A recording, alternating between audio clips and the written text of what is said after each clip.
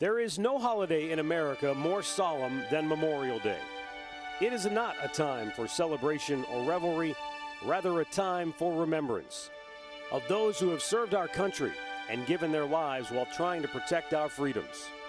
It is a time to remember Bob Feller, who always said heroes are the ones who did not come home. Feller was the first American pro athlete to enlist in the military the day after Pearl Harbor. He gave up 4 seasons of his Hall of Fame career and earned 8 battle stars aboard the USS Alabama. Every day is a new opportunity, Feller once said. You can build on yesterday's success or put its failures behind and start over again. That's the way life is, with a new game every day, and that's the way baseball is. Today, we look back and remember those we have lost and look forward to a simple game. Indians, White Sox, next on Sports Time Ohio.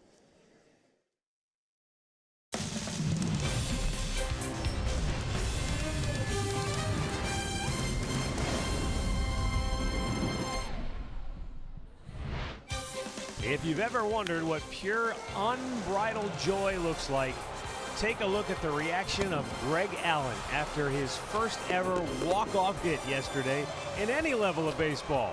Just happened to be a walk-off home run, capping an incredible game as the Indians came from behind to beat the Houston Astros and split the 4-game series.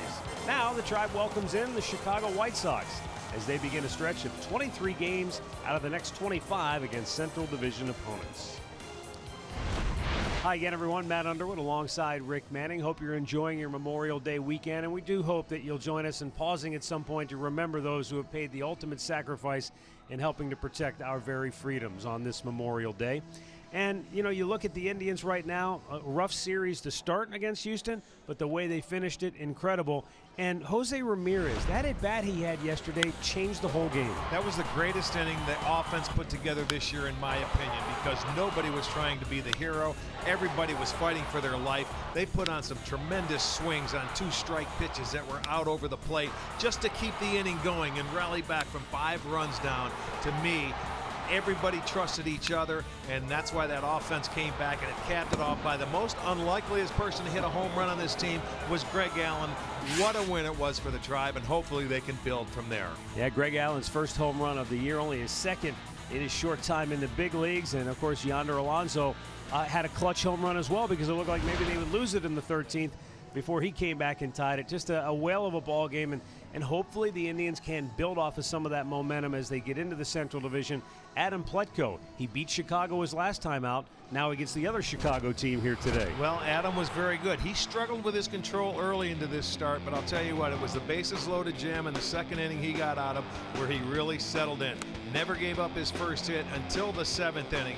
He had a nice blend of fastballs moving in and out, up and down, the cutter and the curveball. Plutko going to get a chance at the White Sox this evening. We'll be back with today's first pitch. Plus, we'll check in with Andre Knott, who has more on the incredible at-bat of Jose Ramirez yesterday. Straight ahead. Cleveland Indians baseball is brought to you by Who But W.B. Mason, the official office supplier of the Cleveland Indians. And by your Northern Ohio Honda dealers. Made in Ohio, Ohio proud.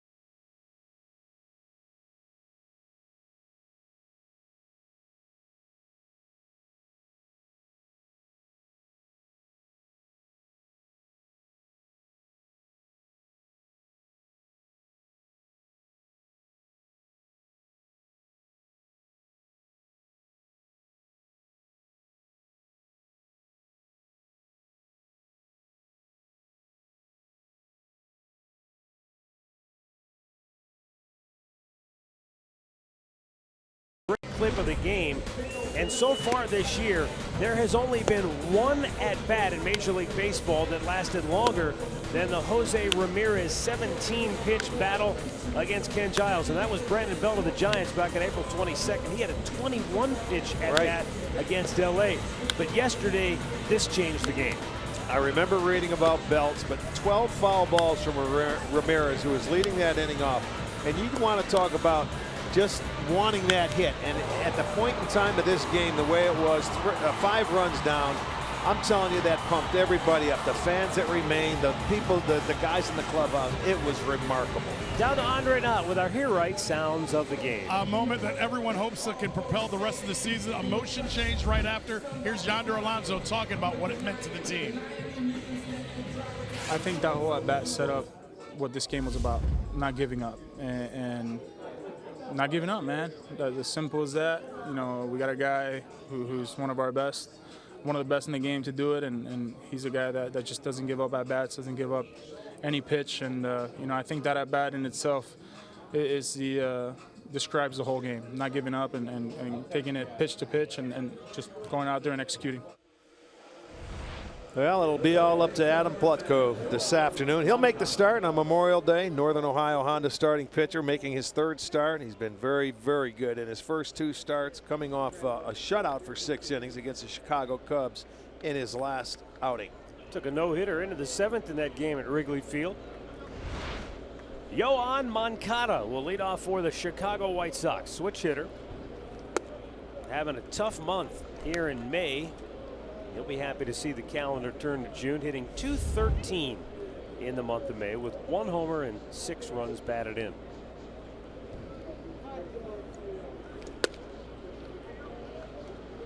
Plutko misses away. It's 2-0. Remember early in his last start, he had control issues in the first 2 innings, walking 4 in the first 2 innings there, but able to escape. 3-0. Moncada was the key piece of the trade in which Chicago dealt Chris Sale to the Red Sox. Moncada, a native of Cuba, takes 4 straight, and he's aboard to start the game. Rest of the lineup looks like this for manager Rick Renteria. Yolmer Sanchez batting 2nd. Jose Abreu is 3rd. Some new faces in the lineup. Daniel Palka just made his debut in April. Matt Skoll recently called up as well. Tim Anderson, then Adam Engel, Charlie Tilson, and Alfredo Gonzalez will bat 9th.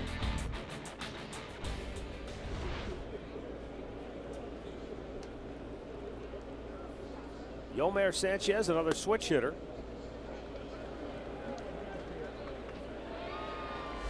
Sanchez has really been a good hitter for the White Sox at home at US, or at what do they call it now? I forgot. Guaranteed Rate Field. But on the road, a different story. I would have called it Comiskey if you asked me there and you gave me an opportunity. Well, right now, Plutko has walked 5. All 5 walks have come in either the 1st or the 2nd inning. The difference between Sanchez's home and road batting average is 80 points. .316 hitter at home, just .236 on the road as Plutko finds the strike zone and evens the count at 1-1.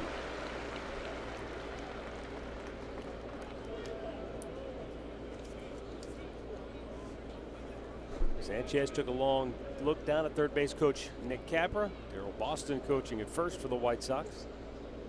Runner goes, pitches up high, throw down is not in time. It skips by Lindor. And a stolen base for Moncada, his 5th of the year. Well, they lead the league in stolen bases. That's number 46 for the White Sox. So they're off and running, the kind of team that they have to be. Create some action there. That ball slides under the glove. He is safe, so that's his 5th stolen base. You have to be caught.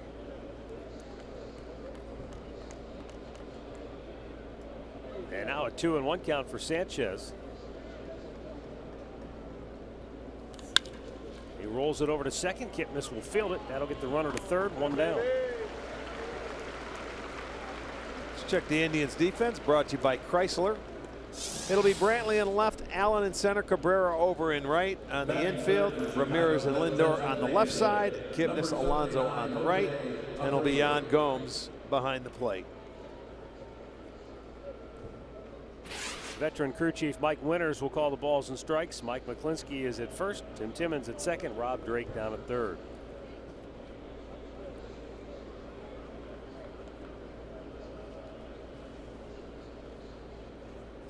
Infield back, although Alonso, the first baseman, is at the cut of the grass.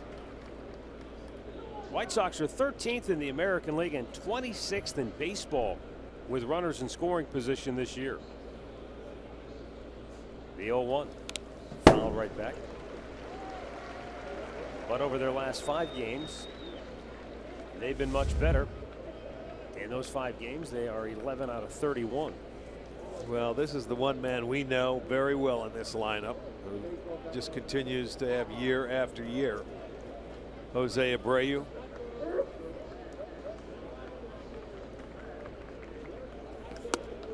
Tied for the league lead with 19 doubles, and Abreu is also 9th in the American League with a .313 batting average. Yeah, he's had a heck of the month of May. 15 doubles in the month, which is the most in club history. And a foul right back. Letco getting ahead 1-2. Here's a guy though that uses the whole field. I mean, he'll take you and shoot you the other way. Pletko made his major league debut against the White Sox September 24th, 2016, out of the bullpen, an inning and 2/3 of scoreless relief. Breaking ball. That's what I was talking about. Weakly hit. Charging in. Greg Allen makes the catch. Tagging. Coming home is Moncada. Here's the throw. It's way offline. And the White Sox lead it 1-0. Abreu has his 31st run batted in on the year. So the leadoff walk hurts Pletko tonight with a sacrifice fly. Now it's a stolen base too. That enabled him to get to third. Otherwise, that's a potential double play ball, or at least maybe you get the force. Yes.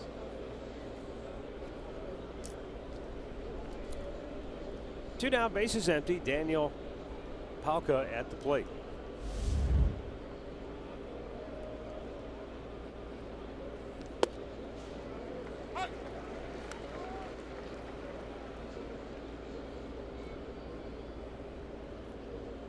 Palka just made his major league debut on April 25th.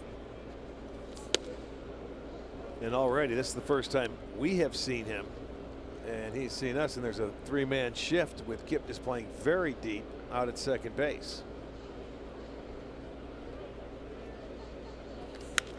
Swings and pops it up.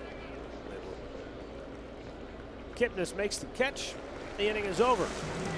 Leadoff walk leads to a run. White Sox have the early lead. The Indians are coming to bat.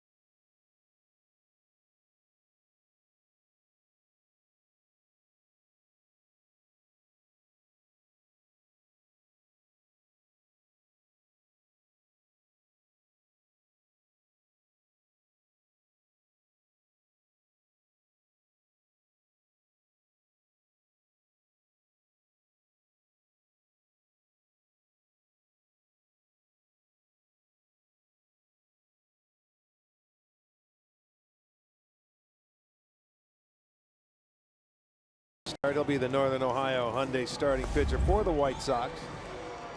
He's making his third start. He's made 6 relief appearances last year. Pitched twice against the Indians. We'll see what he has to offer tonight in this start. On the road, 0-1 with a 6 ERA. Leading off for Terry Francona as we see the Indians starting lineup brought to you by Progressive Insurance. It's Francisco Lindor. Michael Brantley riding a 16-game hitting streak. Will bat in the 2-hole. Then it's Jose Ramirez, Edwin Yonder Melky, Kipnis, Gomes, and Allen.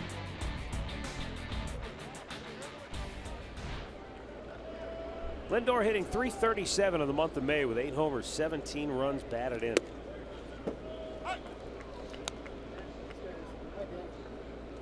Frankie is 6th in the AL with 17 doubles.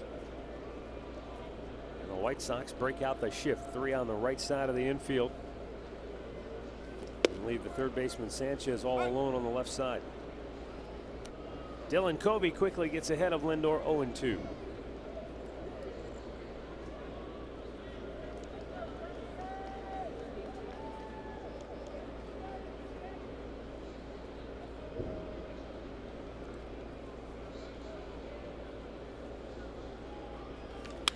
Slap foul the other way. In his last start against Baltimore, he went 7 innings, allowed 6 hits, 1 run. He walked 1 and struck out 8, and that was he got his win. His first start was at Kansas City, took the loss. He went 6 innings and 7 hits and 4 runs.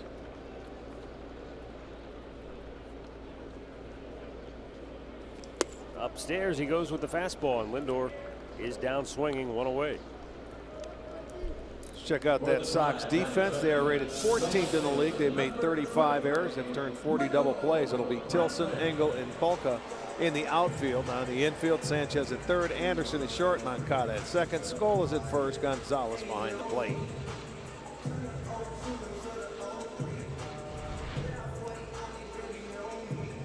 With Chicago scoring in the top half of the first, that snaps the string in which the Indians had scored first in 6 straight games.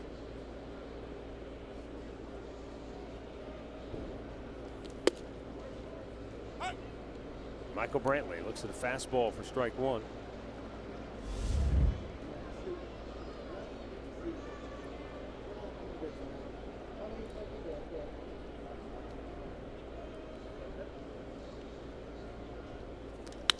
Line right back up the middle, and that's 17 in a row for Michael Brantley. It doesn't take him long. He sees a ball down in the zone, and he just roped it right back up the middle. He has been on fire and loves the number 2 hole. 17 straight.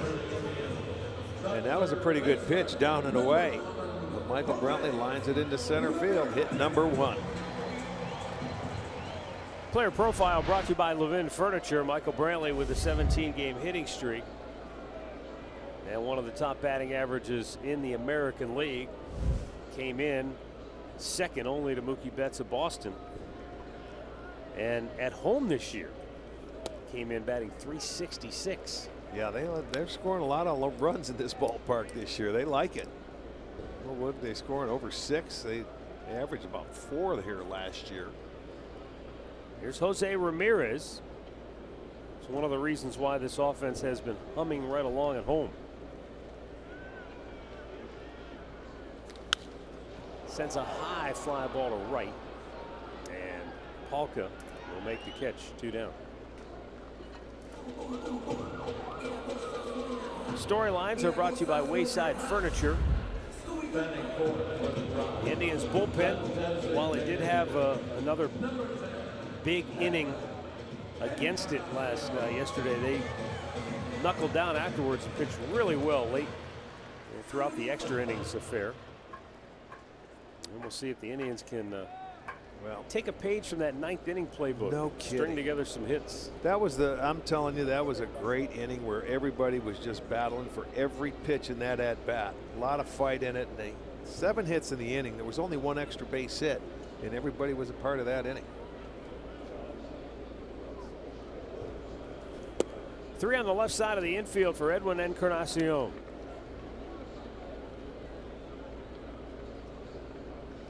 Edwin, 4 doubles, 5 homers, 17 runs driven in the month of May.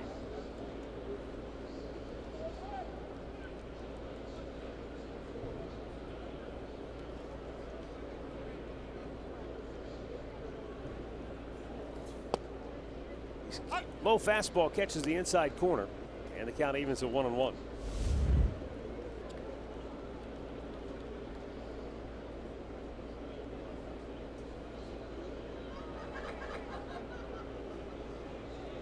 Eight out of 10 strikes so far for Dylan Covey.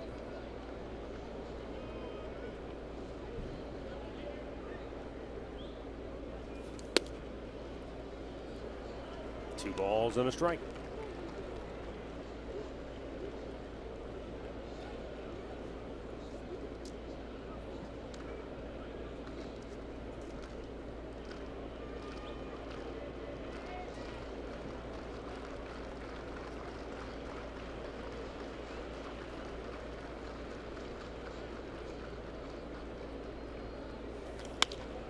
Weekly chopped, and the second baseman Moncada throws him out. So the inning is over. No runs, a hit, a man left. 1-0 Chicago after 1.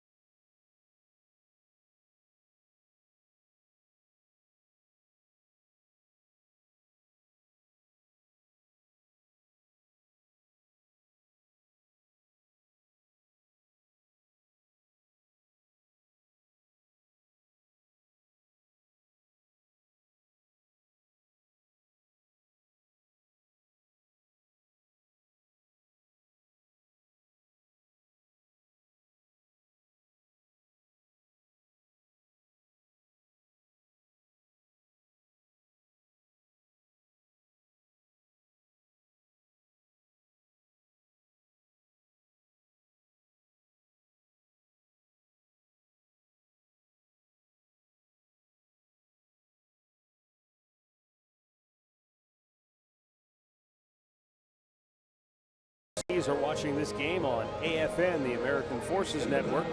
Welcome to those in countries around the world and aboard naval ships at sea. Thank you for your service.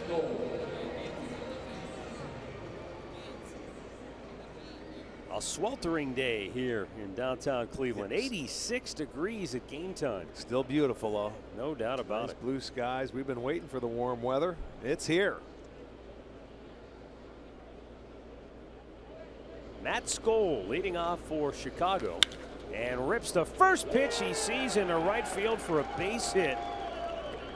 Making his major league debut at 28 years old, and on the first pitch he sees after 8 years in the minors, he's got a base hit in the right field, and that's a smile and a moment he'll never forget. He wasted no time either. He wasted no time.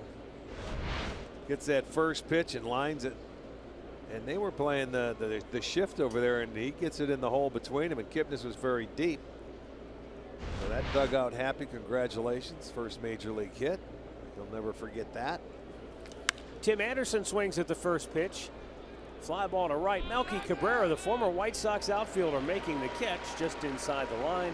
Throws back to first base as Skoll. Well, he was sort of daring him to keep going. Did you see Daryl Boston point out to Cabrera? Yeah, he was saying, "Go ahead, young man, tag up and go." And And that's exactly why he throws behind him, because he sees him tag. He should be halfway on that ball. You don't stay at first base to tag, but he was still thinking about getting his first hit. Boston was laughing. Yeah, he was. That was good. Here's Adam Engel, the Ohio product out of Loveland High School down near Cincinnati.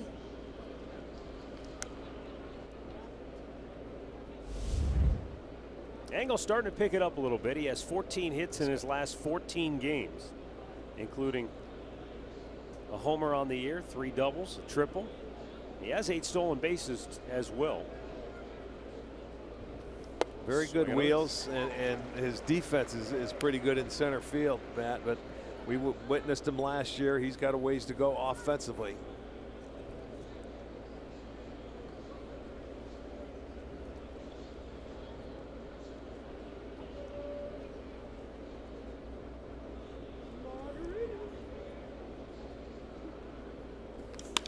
That ball's hit pretty well, deep center field, a long run, and Allen won't get anywhere near it.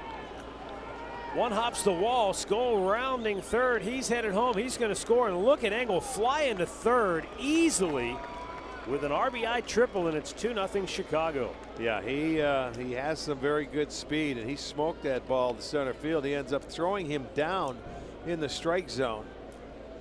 Let's look at the pitch here.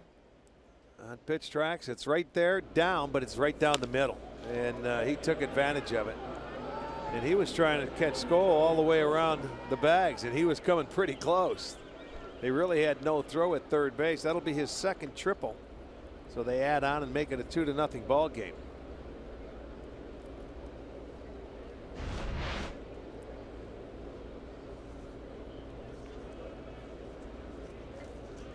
Infield in, and the pitch is down low. Ball 1 to Charlie Tilson.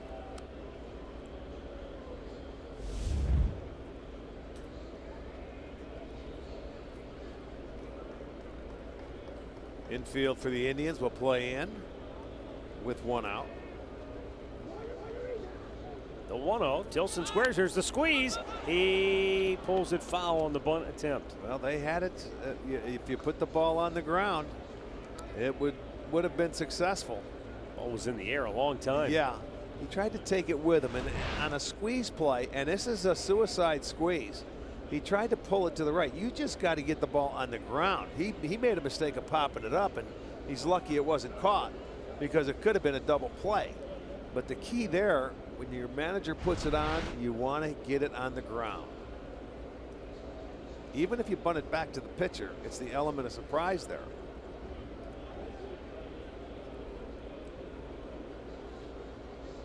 The 1-1.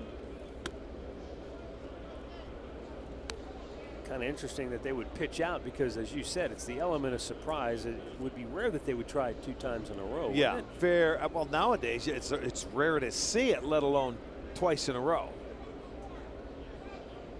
We saw one in Chicago. It was more of a safety squeeze and a suicide squeeze. And we saw the Astros execute it. Yes, they executed it to take the lead in Friday night's ball game, as a matter of fact, and never look back. There's Nick Capper giving the signs, and you know, usually when you put the squeeze play on, that hitter's got to answer you so they know it's on before he tells the runner, okay. You know, he's got a code word or whatever. In the air. He'll be going again because he can run. Greg Allen makes the catch, tagging his angle, coming home, and he will score, and it's 3-0 White Sox. So Chicago executing the fundamentals to perfection here for the most part. Get him on, get him over, get him in. That's the name of the game. That's what they've done in each of the first 2 innings. Batting 9th now for the White Sox, number 60, catcher And Adam Plutko, who gave up 3 runs in his first start against Toronto over 7 1/3 innings, and then shut out the Cubs over 6 innings, has allowed 3 runs on 2 hits in an inning and 2/3. Now Alfredo Gonzalez, the White Sox catcher.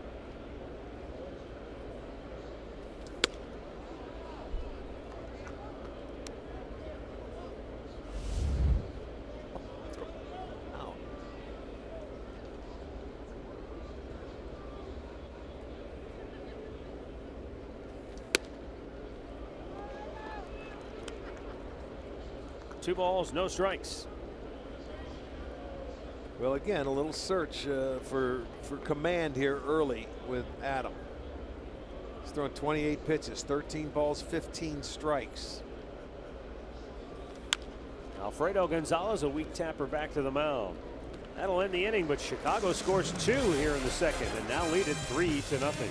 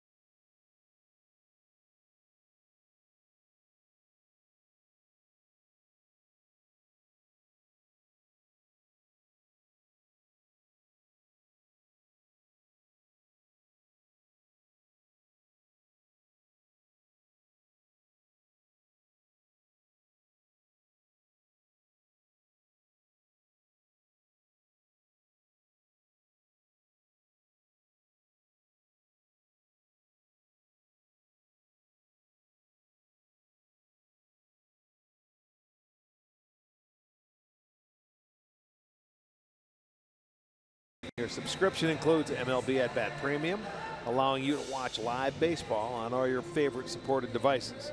Blackout and other restrictions apply.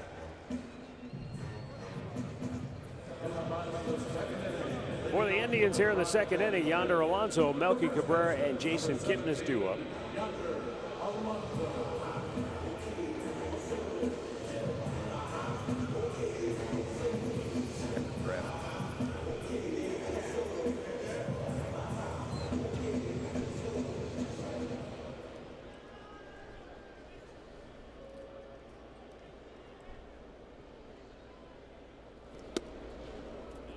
And Alonso looks at a strike. Yonder with a 4-game hitting streak has gone 7 for 17 with 7 runs batted in.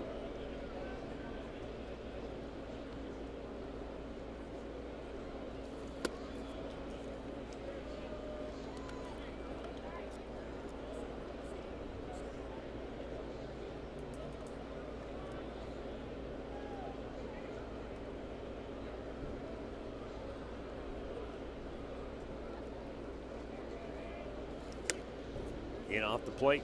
Alonso a couple of big hits in yesterday's game.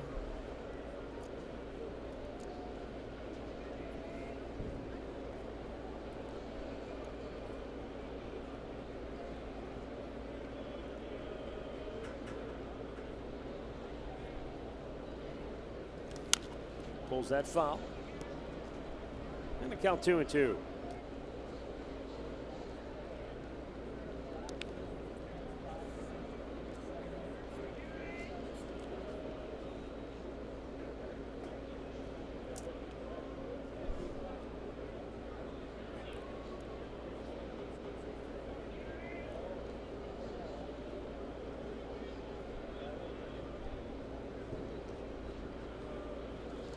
Dylan Covey was a Rule 5 pick by the White Sox out of the Oakland A's organization. Made his major league debut with Chicago last year. Played collegiately at the University of San Diego, where he was teammates with Chris Bryant of the Cubs. Well, he's set to make his 10th career start on the road, where he is 0-7 and a 9.13 ERA. Down at the feet. And a full count. 26 years old, 6'1", 220 pounds. And his 8th career start in the American League Central. And he's looking for his first win. He's 0-5.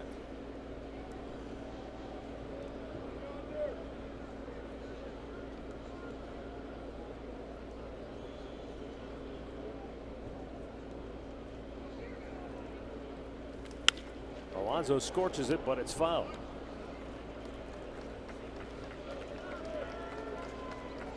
Well, Chicago also already has to feel better about itself, because in their last 5 games here at Progressive Field, the Indians held them to 2 runs or less. And they've already put 3 on the board, and we're only in the 2nd inning. Yeah, I think you're right. When you get out on the road, and if you can score early, you get a little confidence going. And this is such a young team now. And it may be more important because of that, because they're a young team, and maybe that's why, Arch, they've lost 10 of their last 12 on the road. Sure. I mean, it's not an easy thing to do. When you score first, it makes that other team have to score 2 more to catch you. And it takes a lot of pressure off younger guys. But they don't have the veterans that can lead them through it and do the right things at the right time. They're through a learning process, rebuilding over there. With a lot of new players. So, I mean, you have to be patient. You have to continue to teach. That's why we saw Squeeze play early, to try and get that extra run home. I mean, they eventually did it anyway, but Rick Renneria, he wants them all he can get early. Now, they can score. We'll probably see some inconsistencies from them this year, but they will be able to score. Rick Renneria, 2nd year at the helm. I've seen a lot of games this year where we, watch the scoreboard throughout the course of games. You see them leading early, and then all of a sudden you see the games get away from them later too, with the bullpen area.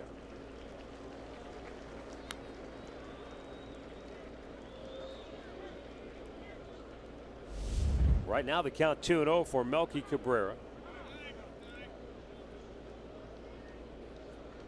Melky 5 out of 24. Since making his Indians debut.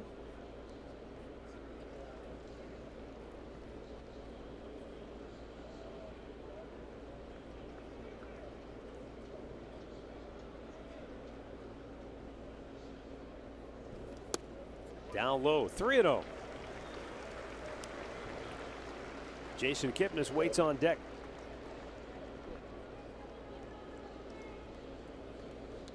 That's something that, as we know, gets the Indians offense going, is free passes, especially early.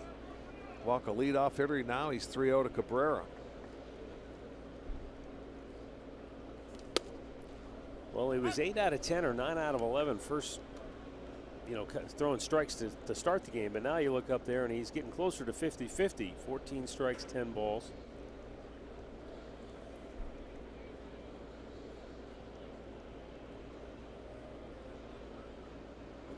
Outfield, infield, straight up for Melky Cabrera. And a double play ball, bouncer to second. There's 1 and 2. Well, makes the pitch he has to make and get the double play ball. Take a look at our injury report, brought to you by the attorneys at Elk & Elk. Bradley Zimmer, Lonnie Chisenhall, Brandon Geyer all playing today at AA Akron. Zim scored a run, couple of walks. Lonnie Chisenhall 1 out of 4. Brandon Geyer 0 for 4.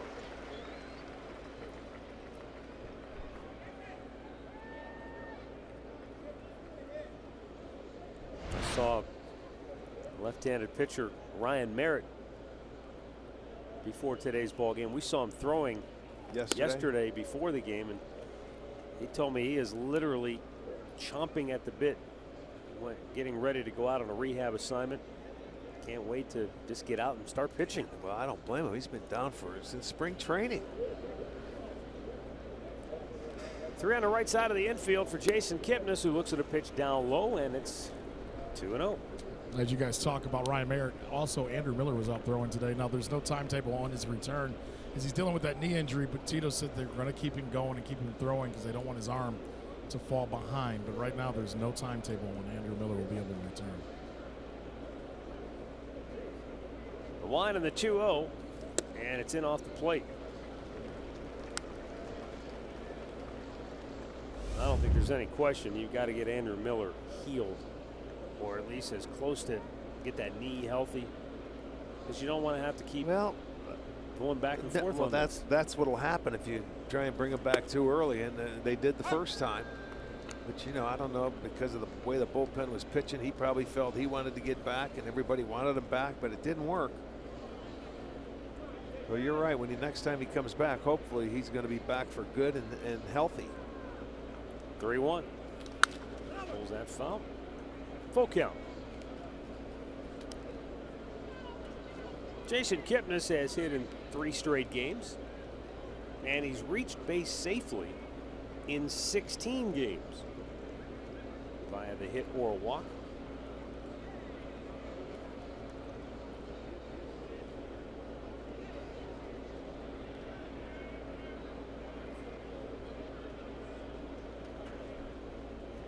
And on the payoff pitch, he drives one the other way. Deep to left, back is Tilson at the wall, makes the catch, and the inning is over. 2 in the books. It's the White Sox 3, the Indians nothing.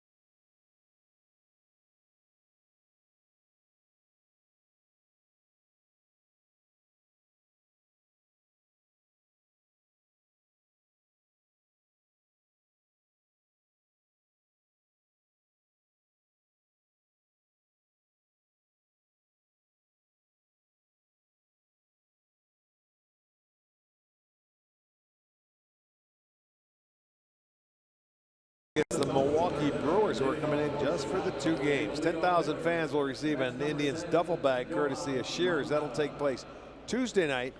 And then on Wednesday, it'll feature some afternoon baseball, a 1:10 start. If you want tickets, go to Indians.com. 3rd inning, and Adam Plutko needs a 0. He's facing the White Sox lineup for the 2nd time around. Yohan Moncada walked on 4 pitches to start the game, and that led to the White Sox first run. Chicago at 16-34, dead last in the AL Central. 9.5 games off the pace. The Indians, meanwhile, at 26-25, having won back-to-back games, open up a 3.5 game lead over the Twins in the Central at the start of the day. Well, this is a good stretch for the Indians. They're getting back into their division. You know, after 2 games with Milwaukee that I just told you about, you know, we're going to Minnesota for 4. We'll have Detroit for 3, and then these White Sox for 4 more after the 2 games against Milwaukee. So this is a good time for them to get back in their division and start getting back on track. Consistency.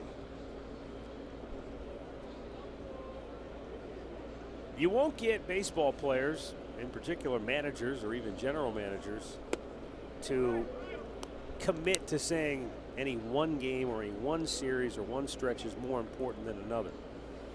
But when you're going into the division 23 out of 25, this isn't a stretch of games where the Indians can potentially, they have the opportunity to open up some breathing room. Whether or not they can do that or not remains to be seen. Well, you got to win the series. You got to start winning series. That's what you have to do. It's something they haven't been able to do. Go along with that, you want to win that first game of a series. A lot of times it makes it easier to win the series when you can. Moncada with a high fly ball to left. Back is Brantley. One away. Let's go down to Andre Knott. Well, with Memorial Day weekend here, Terry Francona wanted to share something with us that his son Nick sent to him. Those wristbands he sent to all the coaches. There's 5 of them. Right there you see Terry on the left. I believe Carl Willis is there and Coach Mills is on the right. All those wristbands are a little bit different, but they're all from people that served in the military. Nick Francona sent them to Terry and handed them out. The one that Terry has on his wrist is from Christopher Moon, who grew up in Tucson, played ball at the University of Arizona. He died serving the country. What they're going to do after this weekend is they're going to take pictures with all those wristbands that they're wearing, and they're going to send them to the individual families. They've talked to the families about this situation, and Terry Francona just thought it was great that his son went out of his way to think of these different people and what they've been through and give them a weekend of saying, hey, the baseball team's thinking about you, and they all have connections to the city or state or where they went to college, all the coaches that have these wristbands on this weekend. Very cool. Very appropriate on this Memorial Day. And talked to Terry on our Indians Live segment, and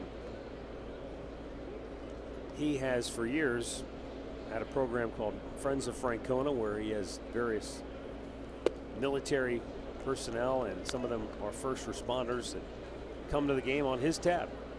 Seats and vouchers for food and souvenirs and whole deal. He said, look, I'm very fortunate. I've been very fortunate. I'm well compensated, and just his way of trying to say thank you and trying to give back. And he's not the only one.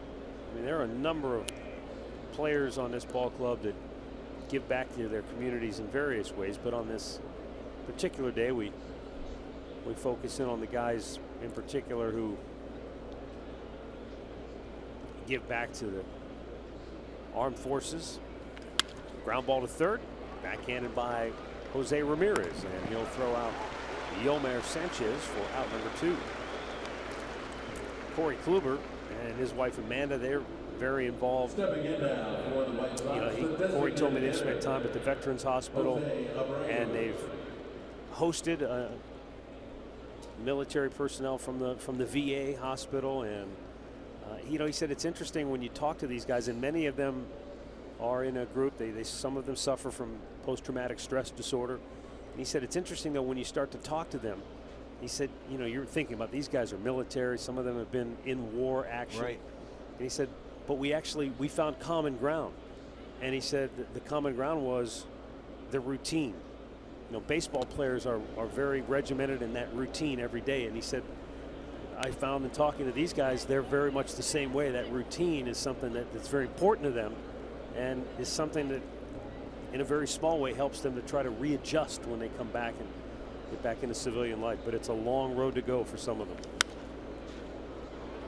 Foul ball. When you're taken out of your routine and you're taken away from the either friends or people you work with, it is strange to fit back in, and some of them injured and have to rehab and make way. And it's a tough way to go.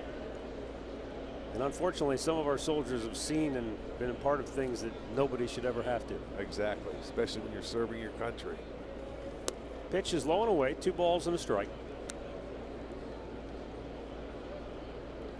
Jose Abreu drove in a run with a sacrifice fly in the first, giving him 31 runs batted in on the year. And the 2-1. A little low. And as we travel around this, baseball and all the ballparks, at some point in time, it seems like every game, every ballpark, observes, former military personnel. At one point, whether it's a second inning, third inning, they stand up, they clap. It's nice to see. Swung on a miss, full count. A nice little salute. Right. Yeah. Just a little tribute to say thank you. Yep.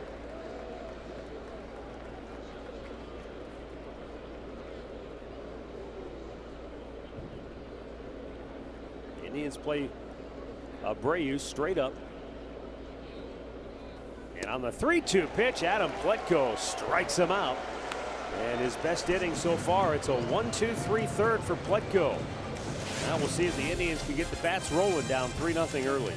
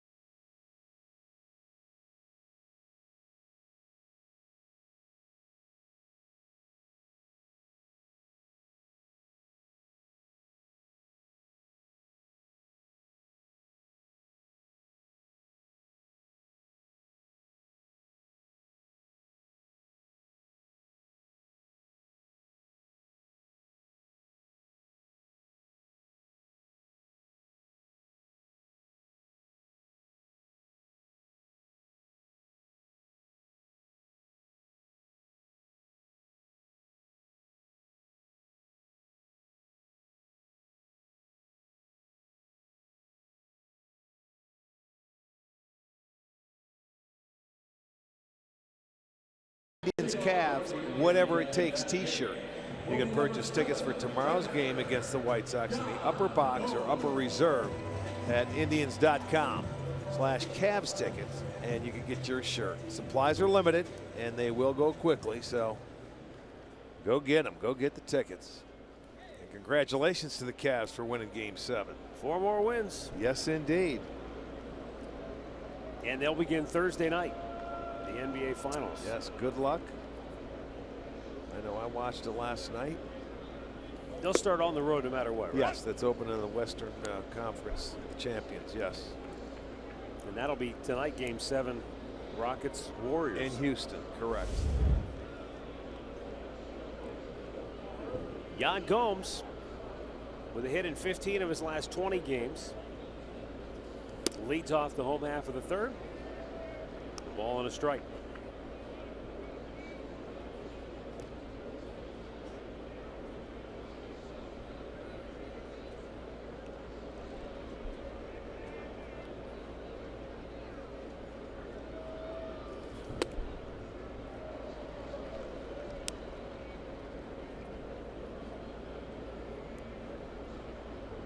Looks like east of the Rockies, this is the only game currently being played right now. Everything else was early this afternoon.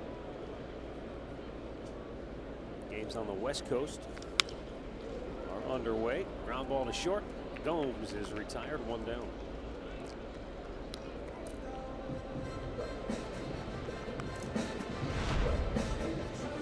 Yesterday, Greg Allen won the game in the bottom of the 14th with a walk-off home run. His 12th hit in his last 12 games. And, you know, what a game. You know, the way they had that 9th inning and 7 hits in the inning, for him to come up and hit the home run, nobody was expecting him to do that. I'm sure he wasn't. But boy, the smile and the timing of that was just perfect. You know, to come back and tie the game and maybe eventually lose it would have been double frustration. But then, you know, they took a 1-run lead and Alonso tied it and then homered in the 14th. Now Greg shoots one the other way, and he's got a base hit with 1 out here in the 3rd. Boy. Tell you, you won't find many nicer, professional, courteous, people in your life than Greg Allen. And if you can't root for him or get excited for him when he does something good, then you can't get excited. Well, you know, the other thing, Matt, is he admitted yesterday, and he's over the last couple of days, getting this extra playing time has him more comfortable. We talk about that all the time, but he knows his name's going to be in the lineup. He's not putting as much pressure on himself, and he's starting to find himself in his swing slowly but surely. Well, he put a good swing on that last hit.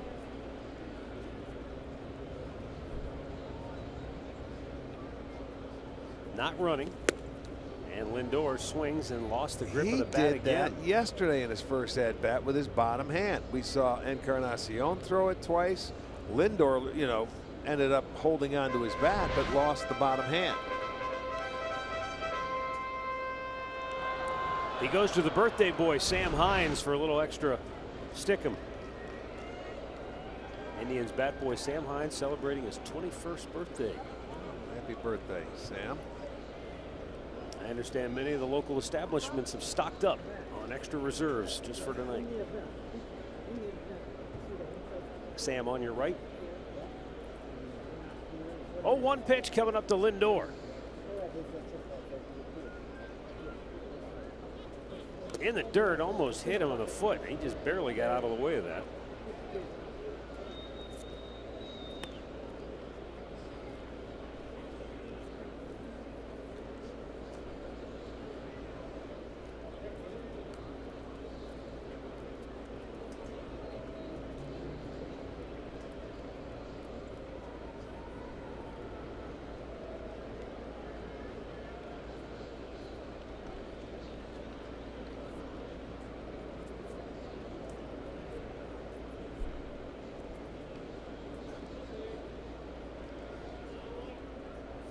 Allen's off. Pitch taken for a strike, and the throw is not in time, and Greg Allen has a steal, his first. Okay. Good time to run. Had a nice jump. Beats the throw. Very good jump. Took a peek back, realized that it was taken, and he gets in there easily. So now you got a runner in scoring position, although it is a 1-2 count.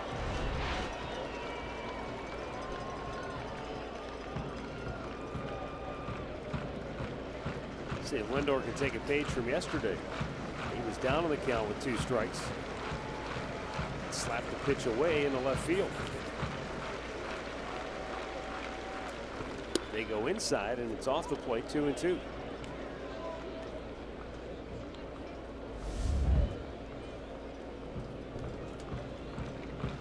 Lindor's 62 hits this year are the 8th most in the American League.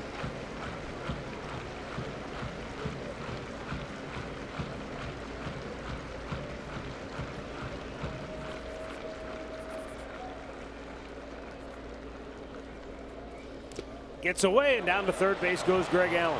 Boy, oh boy, there you take that. A wild pitch, his first of the year.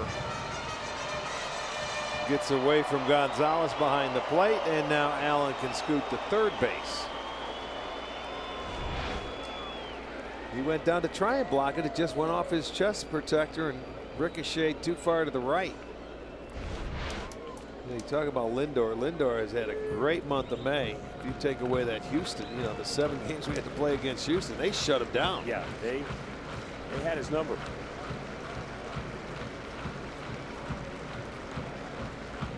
Dylan Covey's payoff pitch in the dirt. Ball 4, coming home to score is Greg Allen.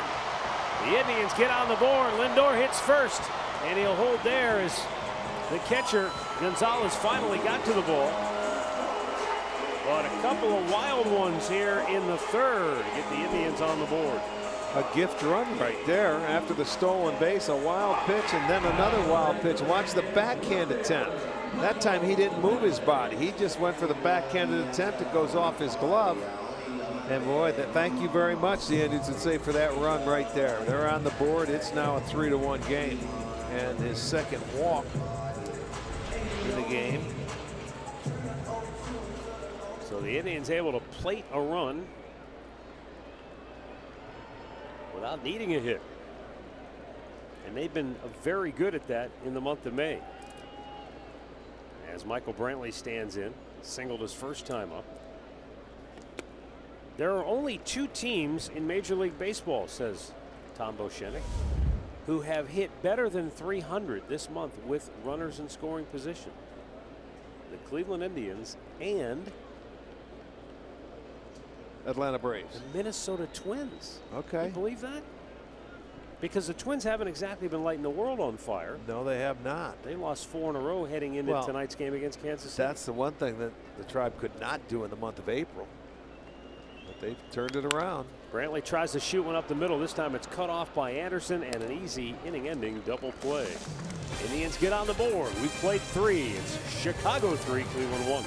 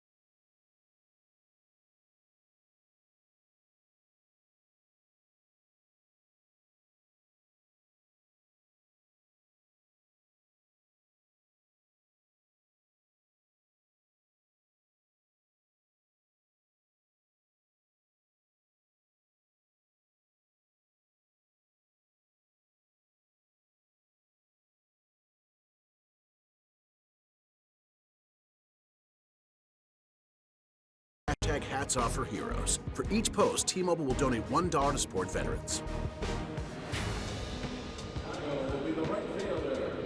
We move to the 4th inning. 3-1 Chicago.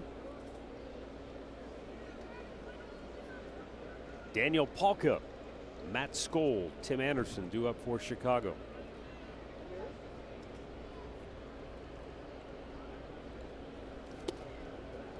Daniel Palka made his debut a month ago. He's already tied for 3rd in the league with 3 triples, 4 doubles, 4 homers. I like to see Plutko come out of there with starting off that curveball. First inning, he didn't seem to use it. That's a pretty good change of pace for him. He has the changeup, but that really slows it down. And that can offset that fastball he's been throwing up in the zone.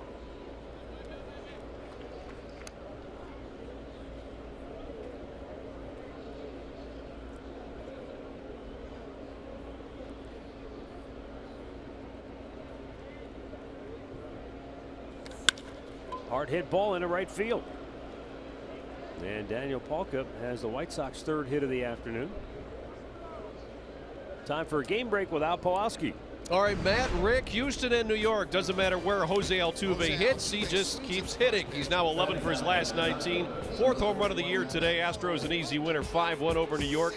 Justin Verlander, his 7th win. His ERA now, guys, 1.11. His WHIP, .71. How about Justin Verlander and the Astros? Another win today. It's a good combination right there. Give up 1 and score 5. Look out.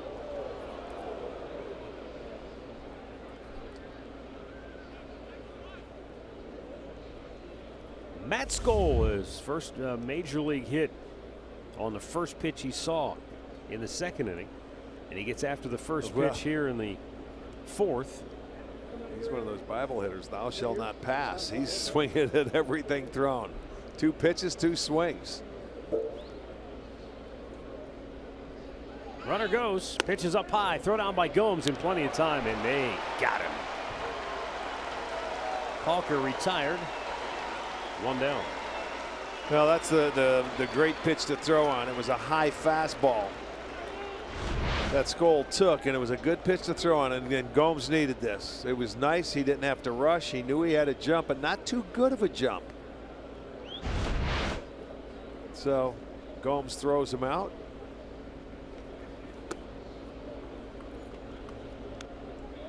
Two balls and a strike.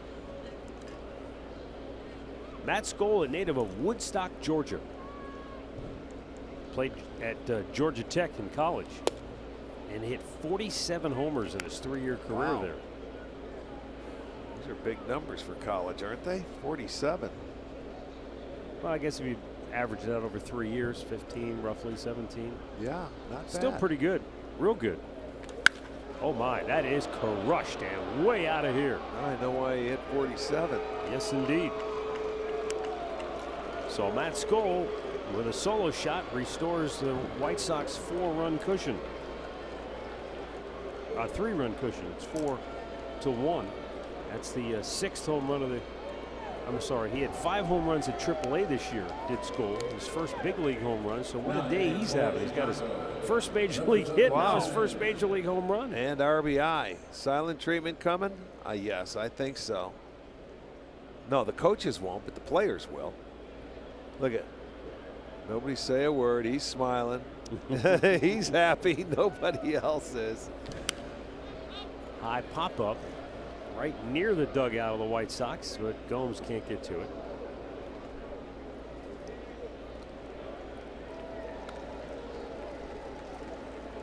He crushed that ball. Yes, he did. Well, he's a big kid at 6'4", 220. 8 years in the minor leagues. He's having a time of his life now, though.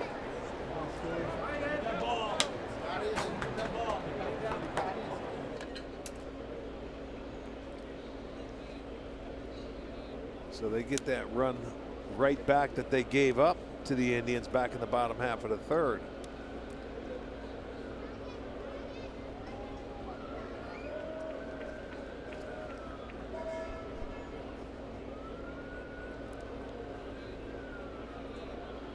Last time Pletko pitched here in Cleveland, he could afford to give up a few runs. They scored 13 for him when he pitched against the Blue Jays. Yeah, that's second game of the doubleheader. Well, he gave up, what, 3 home runs in that game? Yeah, 3 solo shots.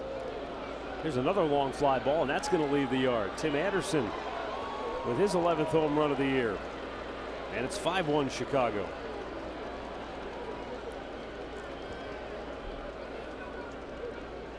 Back-to-back shots for Chicago here in the 4th.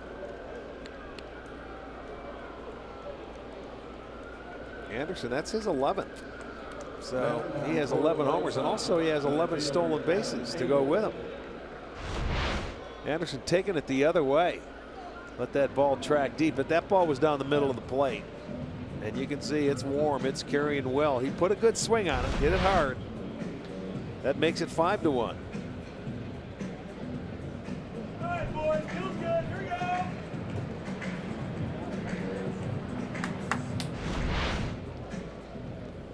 Ooh.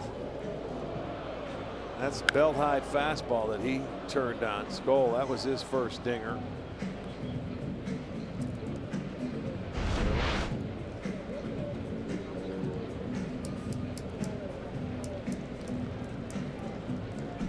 One out in the inning, and Adam Engel will be the batter, and he tripled and scored his first time up. Good on to Andre. Well, you talk about Anderson having 11 home runs, Arch, and 11 stolen bases. Yeah. And only 2 other players in MLB so far this season have those same stats. One's Mookie Betts, the other one is Mike Trout. Right. So he's doing some good work.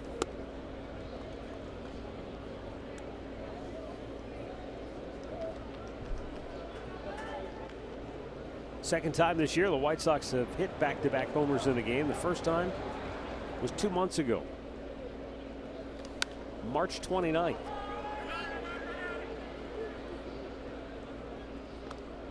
Alonso making the catch, and that is out number 2. So that was their opener. The very first game of the year against Kansas City, when Jose Abreu and Matt Davidson went back-to-back. I was going to say Davidson against Kansas City. What, did he have 7 home runs against them this year? Or in Kansas City? Yeah, all in at Kauffman Stadium. That was, a not home run friendly ballpark. right, I know it. For him, forget about it. That's hard to believe.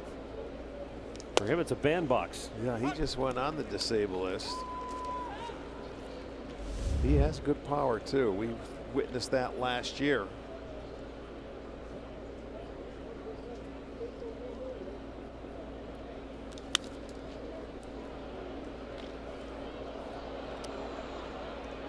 No balls and 2 strikes to count for Charlie Tilson.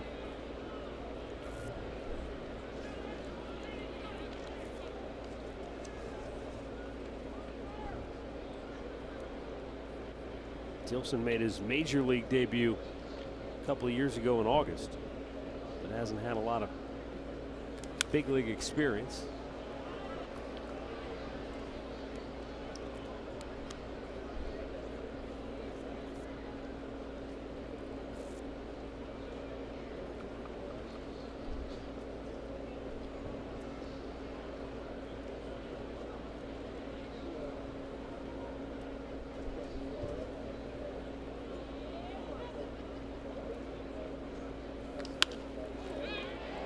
To center field, Greg Allen makes the catch.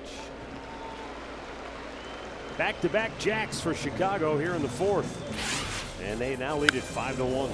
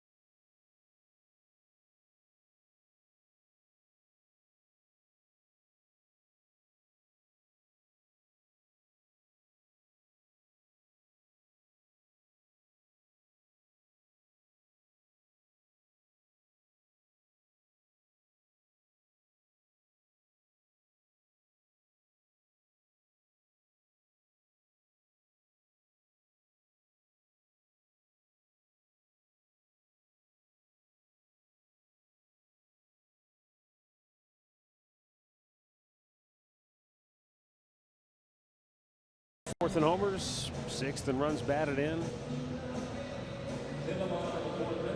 Back and having another very good campaign. We're about a third of the way through the season. He has 31 extra base hits. That's 2nd most in the league.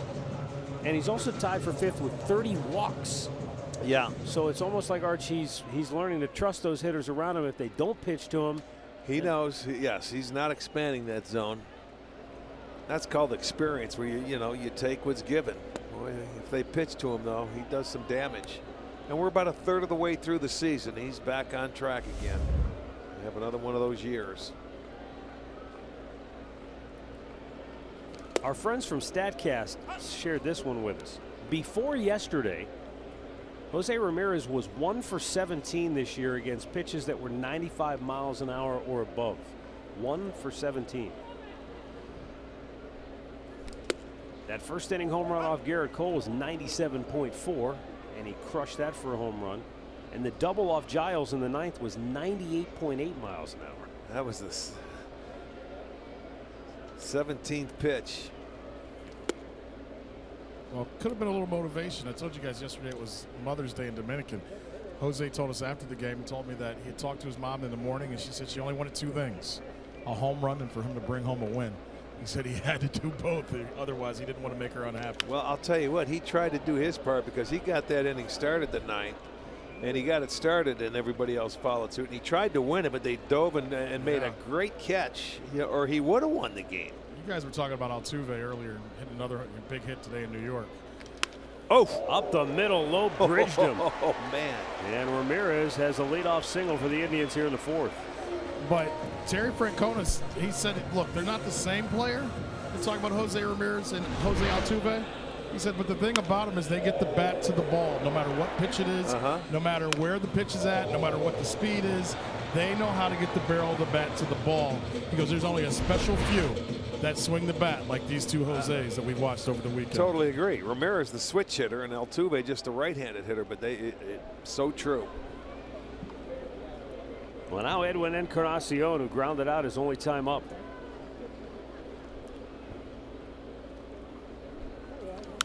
Out of play. It goes in the book as a 4-3 ground out. But if you weren't here to see it, it was not a ground ball to the right side of the infield. It was a three-man shift on the left side. So the second baseman, Moncada, is playing where the shortstop might play up the middle.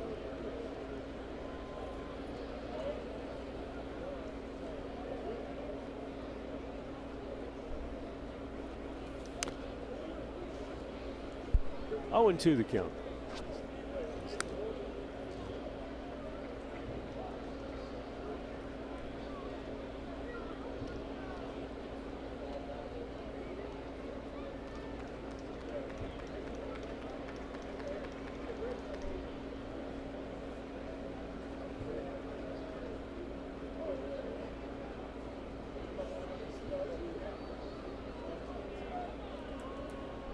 Out of 53 pitches have been strikes for Dylan Covey. The only run for the Indians, really a gift run. A couple of wild pitches by Covey. Enabled Greg Allen to score in the third. Yes, he and did. Encarnacion with I don't even know what you call that. It really wasn't a swing. Second strikeout for Covey. Well, he got it started and couldn't stop it. And it goes as actually like a check swing. I started to swing it. Nope. Not a good at bat there for Encarnacion. I don't know if he's picking up the baseball. It certainly did not look like it.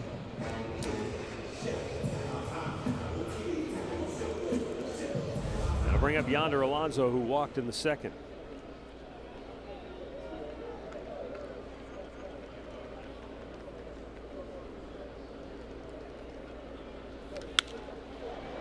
Ball to left, back goes Tilson on the track at the wall. It's up off the wall.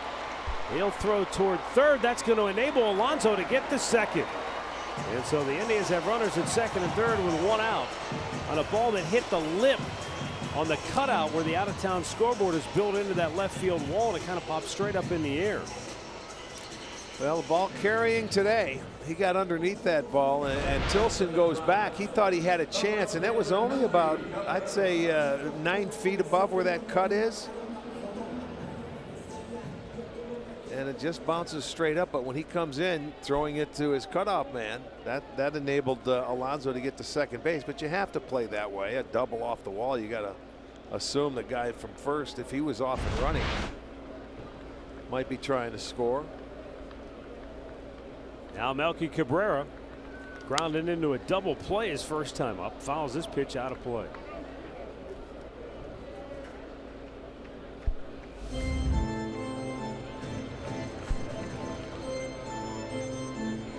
Well, now the whole team's going to join him.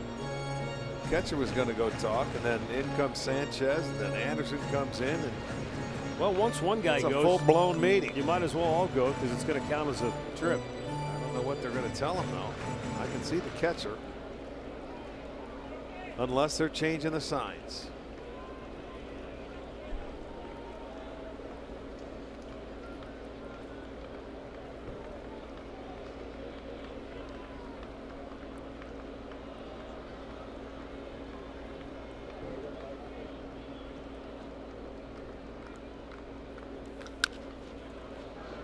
Bouncing ball to first. There's the flip to the pitcher. That's out number 2. Cabrera gets an RBI as Ramirez scores. Alonso goes to third. It's 5-2.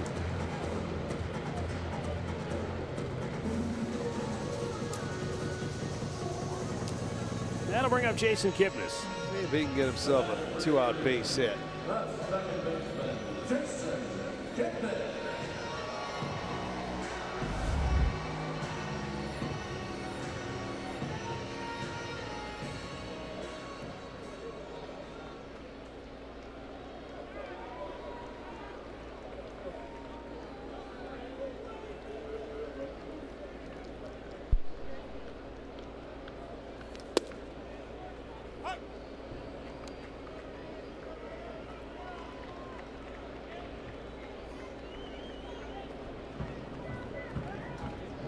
Jamer Candelario of Detroit has the longest current streak, and his teammate Michael Brantley ahead of Jason Kipnis.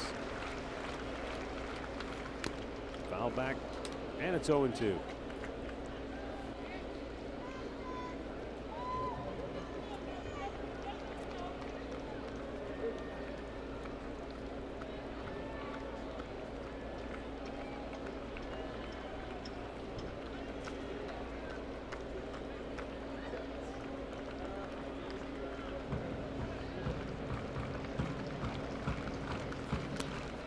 Struck him out. That'll end the inning.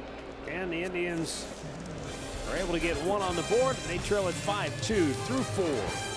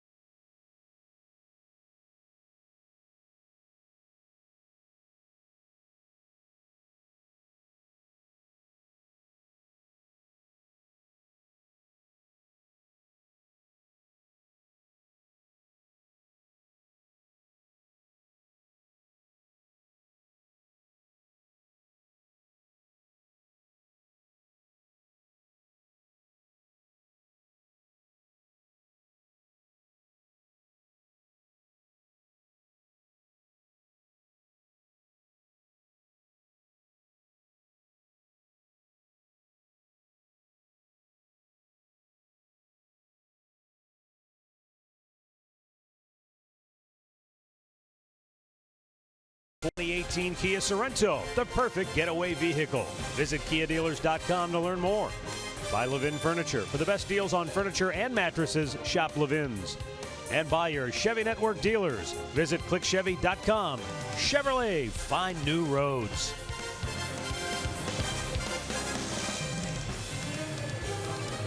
Barrio. I'll tell you what, I bet those frozen margarita machines are working overtime today. Oh, yes. I see fans going up there every half inning. Don't know if they're stopping right there, but I'll tell you what, it's not. It looks pretty good. They've got great tacos, too. If you stop by the ballpark, hit them up. Could they send a couple up here, please? Margaritas slush. or tacos? Yeah, margaritas. Forget the tacos. 5-2 Chicago. First ball swing. Alfredo Gonzalez to third, and Jose Ramirez with another terrific defensive play to tire the Chicago leadoff man. Turned on this ball going down the line. Watch how Ramirez gets his feet set on the backhand, sets, and makes the strong throw to first. It's also, again, defender being aware of who's at the plate. He knew he had time to set his feet. Sure, the catcher running. Faster runner, he might have had to get rid of it quicker. Yohan Moncada walked and scored in the first, fly to left in the third.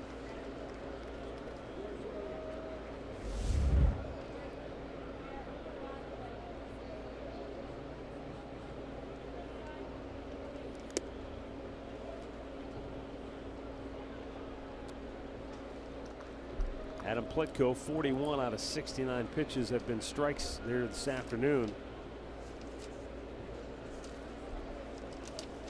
He had a 1-2-3 third inning, but other than that, he's had traffic. Gave up a couple of solo homers in the fourth, back-to-back.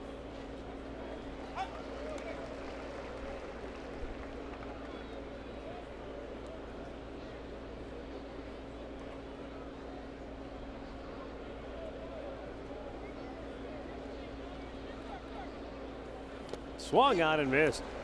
Plitko strikes him out. Gomes with the flip to first. 2 down. Second strikeout for Plitko.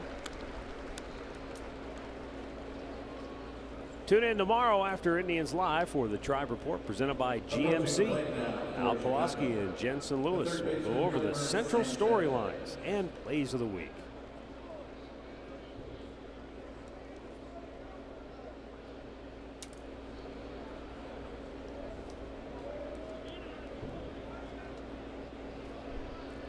Yomar Sanchez 0 for 2, couple of ground ball outs.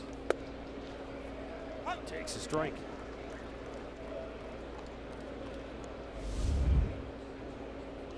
Sanchez, a guy, he's made most of his starts at third base, but he can play second and short as well.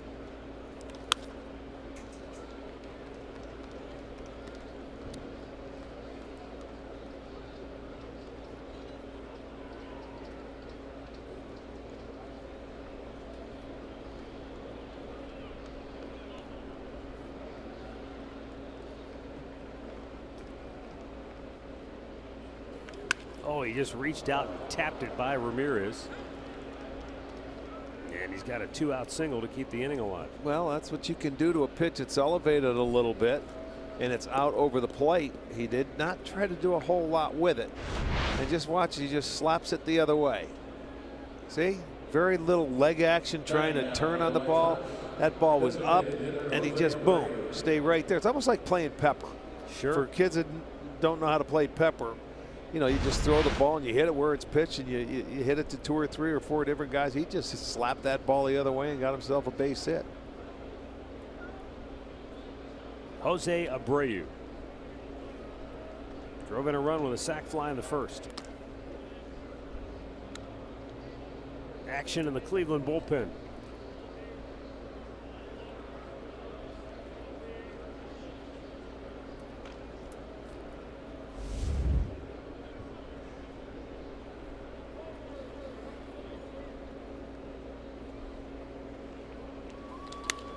And a high pop-up. Boy, this is going to work out really well for Plitko. He retires the dangerous Abreu on a pop-up. We're halfway through. It's 5-2 Chicago.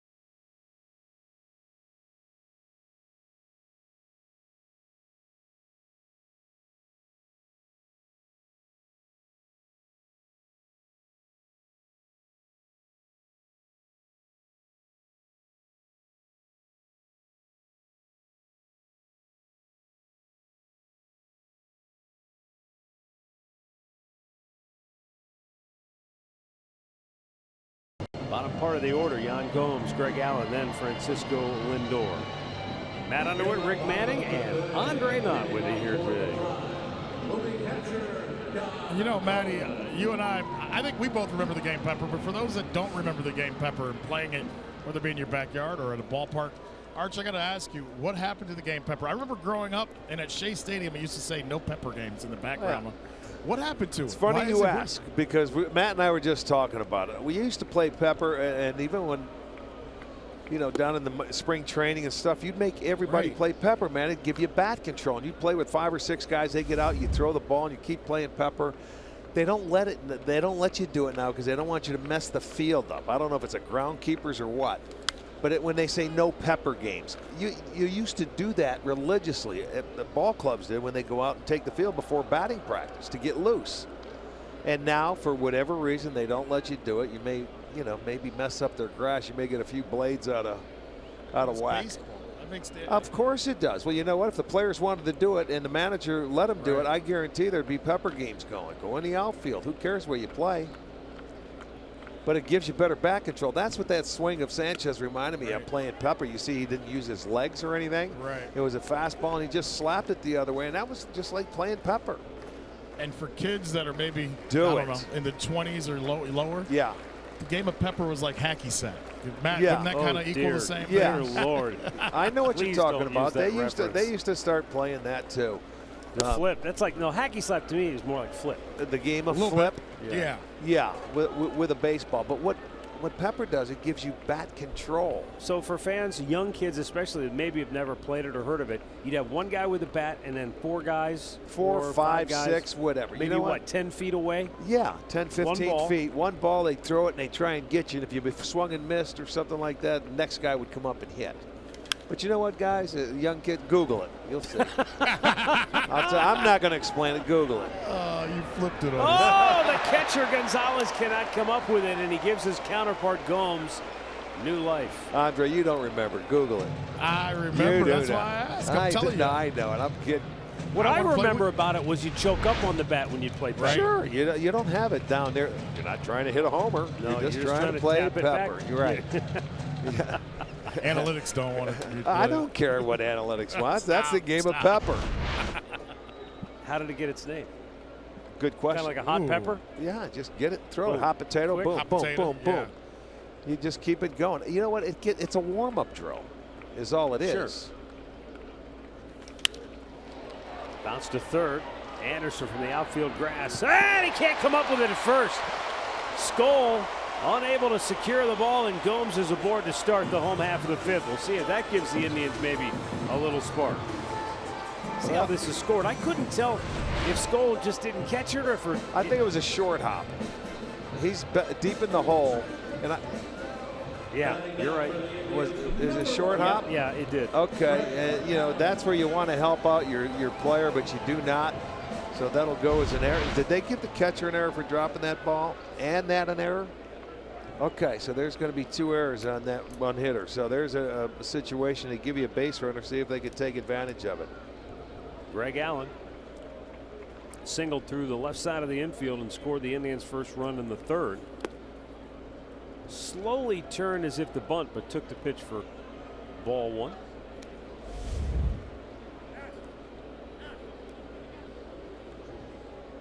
I wouldn't think down 3 you'd want to give yourself up here. Not the way he's swinging it.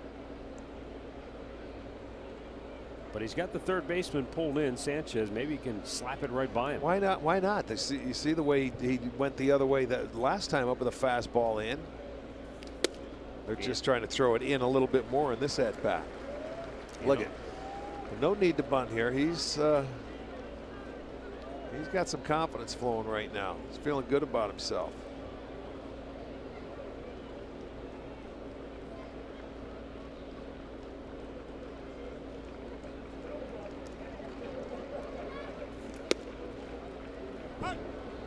Right there at the bottom of the strike zone, it's 2-1.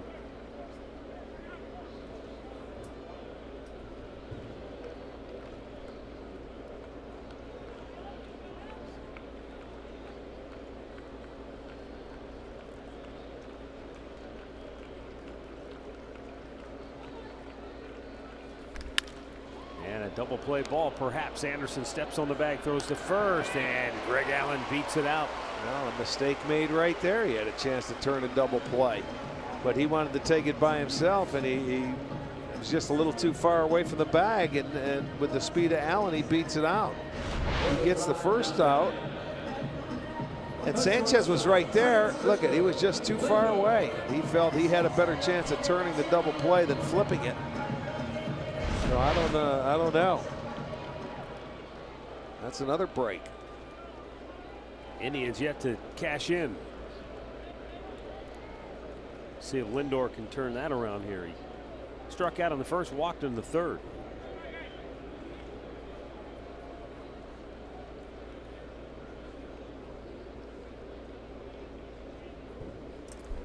But Dylan Covey's made a couple of key pitches in this game when he's needed to. He got a double play ball in the second inning, and then after he walked the leadoff man, and then in the third, a run was in with a man on and one out, and Michael Brantley hit into an inning-ending double play. Now he nearly had another double play here in the fifth.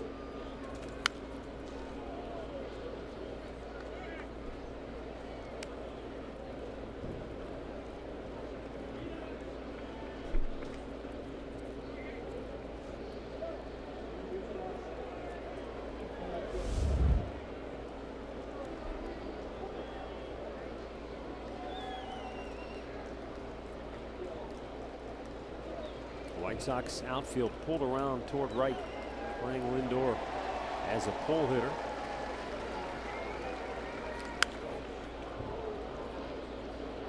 And he's in the hole, 0-2.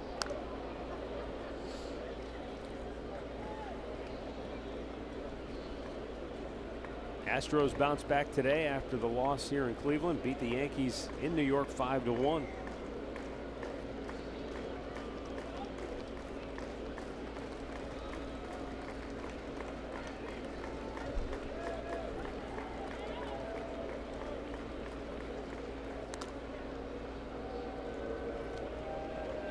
Tigers beat the Angels in Detroit 9-3. Detroit started the day 3.5 back of the Indians. Minnesota's in Kansas City later on. That's an Angels team that's 17-7 on the road going into that game. Yeah.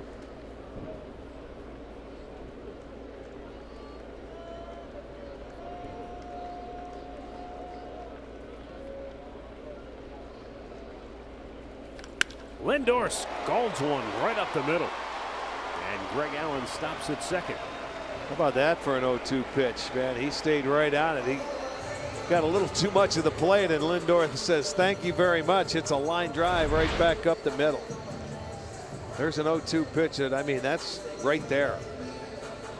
So Frankie gets an 0-2 base hit. First hit in the inning. They have first and second. Now comes Don Cooper, the pitching coach. Nobody up just yet in the Chicago bullpen, but there is some stirring in the Sox pen.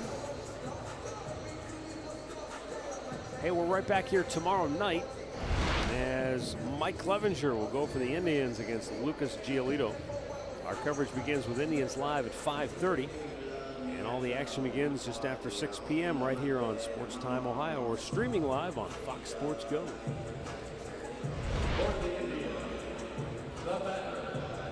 Number 23, Michael Brantley, the batter. He singled in the first, rounded into a double play in the third.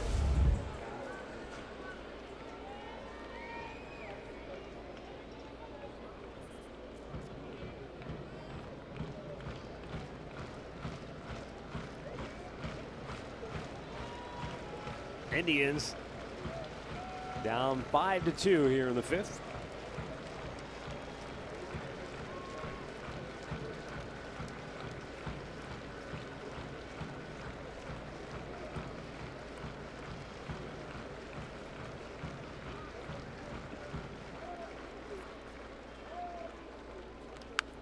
And a foul right back.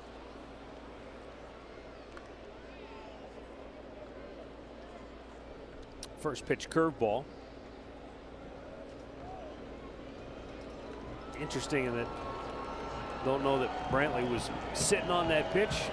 Yeah, he had to be looking for it to get after that curveball early. He's, you know, hitting over 500 when he puts the first pitch in play. So yeah. I guarantee you he was looking for that off-speed pitch.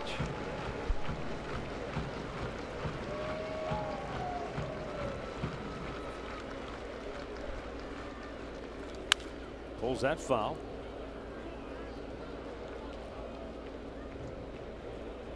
So he's gone curveball, changeup the first 2 pitches in this at bat to Brantley. If you go up looking first pitch curveball, if you're looking for that off-speed pitch, you see off-speed, then you see changeup. Is it even maybe a little more difficult to gear up now for the fastball because you haven't seen it yet in this at bat? Well, what he'll do, he may try and foul it off if he thinks he's still going to try to attack him with off-speed pitches. You know what I'm saying? You don't try and pull it, but you just, you know, stay alive. And Michael's not afraid to hit with 2 strikes.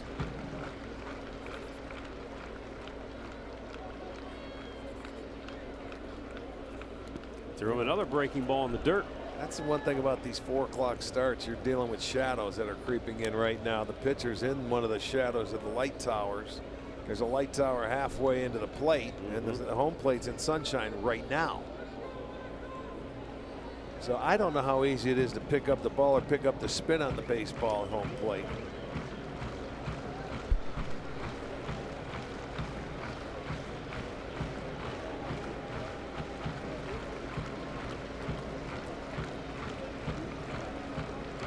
And he's wearing sunglasses. Yeah. Well, it's a bright day. Yeah.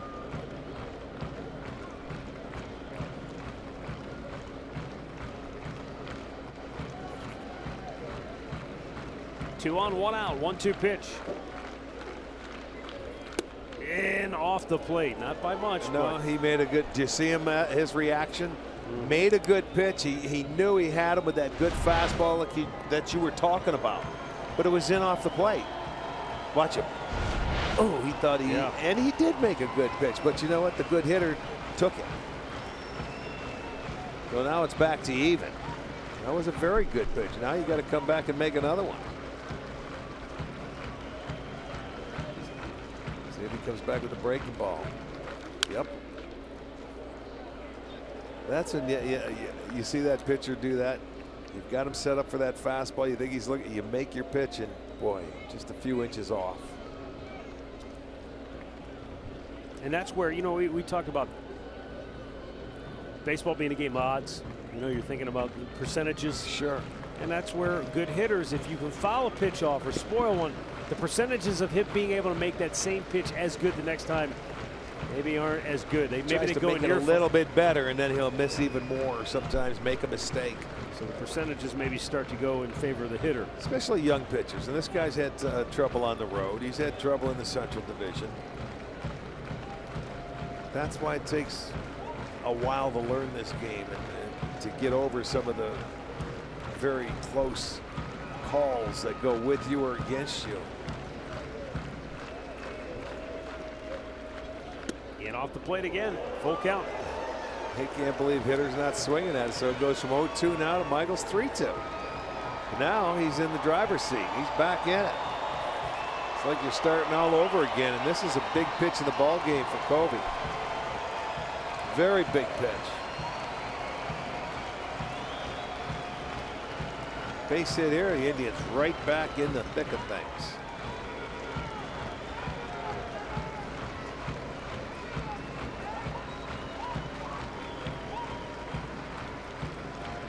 And a 3-2. Upstairs, ball 4. So that, ladies and gentlemen, is what you call a professional at-bat. Yes, indeed. It's his second walk. No, excuse me, his third walk. And the bases are loaded for you know who. Mini-me. Yes, indeed. Here comes Rick Renneria, and it looks like he's seen enough. Yeah, he's going to go get the left-hander, I believe, that he had warming up. So Dylan Covey, who really was pitching pretty well, but a couple of errors, a hit and a walk. We're going to hasten his exit here in the 5th inning. And the Cleveland Clinic call to the bullpen has been made. 5-2 Chicago in the 5th.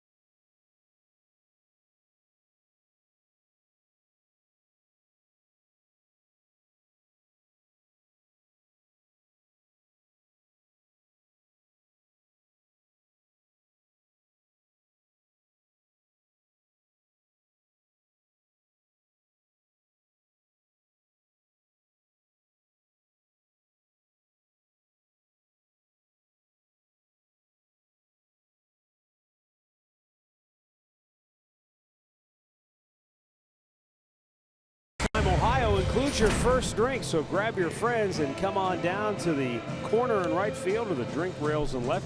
They're only available online at Indians.com/district ticket.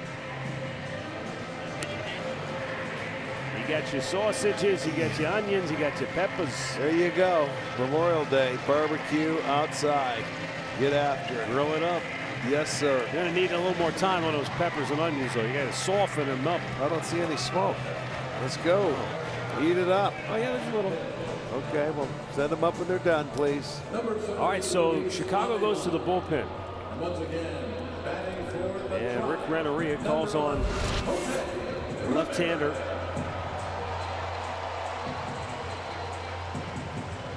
Luis Avilan.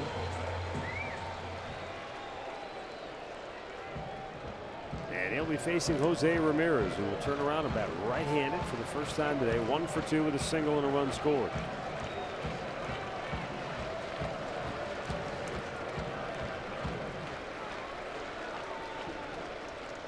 Avilan's pitch has popped up on the infield. Oh, man. First slow hook, and he gets his out. Wow. They got a chance to. He comes in through that slow breaking ball, and it was tantalizing. Jose went after it and popped it up. See if Edwin can pick him up now. That's 2 outs. Dylan Covey went 4 1/3. Here comes the skipper. He was here for 1 hitter, huh? Ramirez, and that's the toughest thing. Ramirez is hitting better from the right side than the left side, average-wise. And he's going to go back out, and I'm thinking get the right-hander for Encarnacion. And Encarnacion is hitting 80 points better against right-handers than left-handers. So he's hitting 182 against lefties, 240 against righties. Did he make a call? No. I don't see it. Chris He did now. Volstad will be the new pitcher for Chicago. The right-hander coming on when we come back.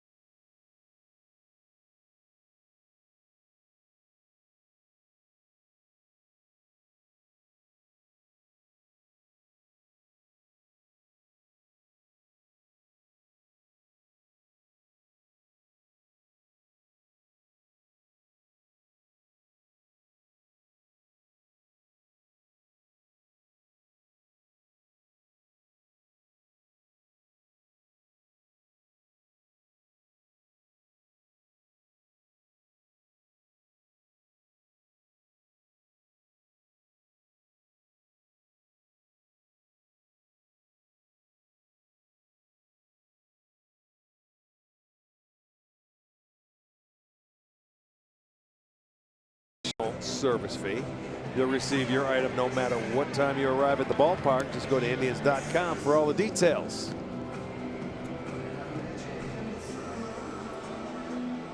It's the Volstad Act.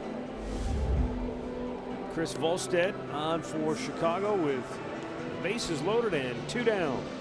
It's a big man out there, 6'8".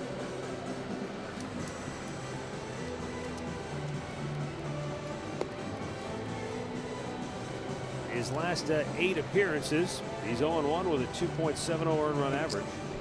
So allowing 4 runs in 13 1/3. The key here is the inherited runs. That's the guys on base that are most important now. Indians have the go-ahead run at the plate. Edwin Encarnacion 0 for 2 on the afternoon.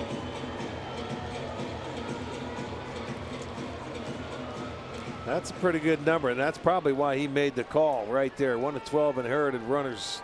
You know, he's left out there. Coming in with 12. He's got 3 more, so it'll be 15 now, and see if he can get out of it. And the Indians are looking for a 2-out base hit to get right back in the game. Fastball in there for strike 1.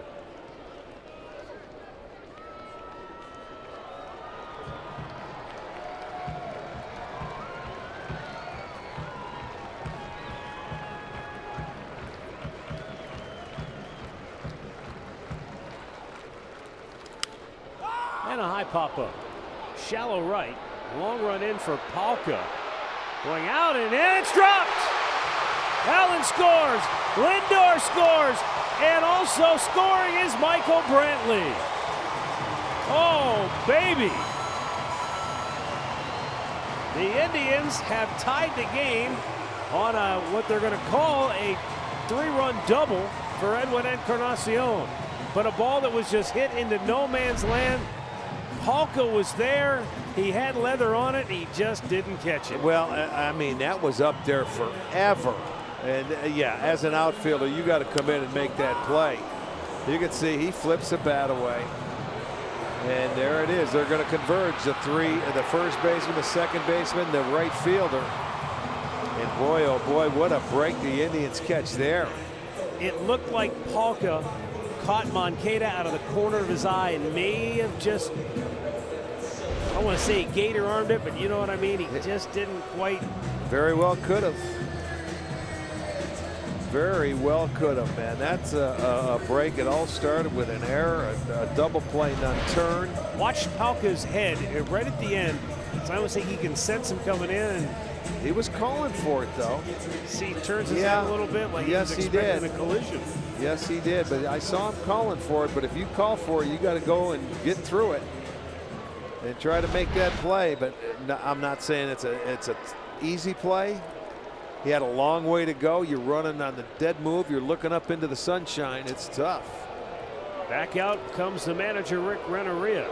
So 3 batters, make that 4 batters, 4 pitchers here in the 5th inning. And the Indians have tied the game at 5.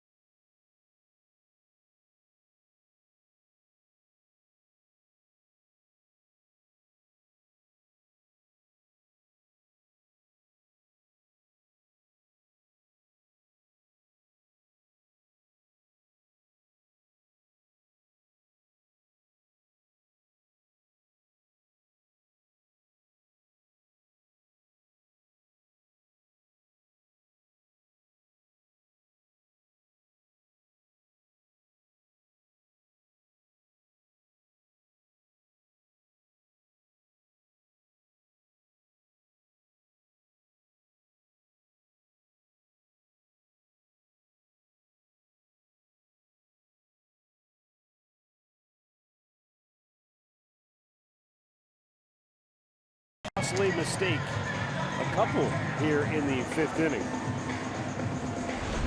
Well, let's watch this play on StatCast. How far they have to go. He had to go. The catch probability is 99%. So you know, total distance 143 feet, and it was up there for a long time. And, hey, you're a big league outfielder. You get to a baseball, sometimes you have to catch it. But they've given the Indians some runs here, and that's why they're rated 14th in the league. They have 37 errors. And that wasn't the mistake I was talking about. You had the pop.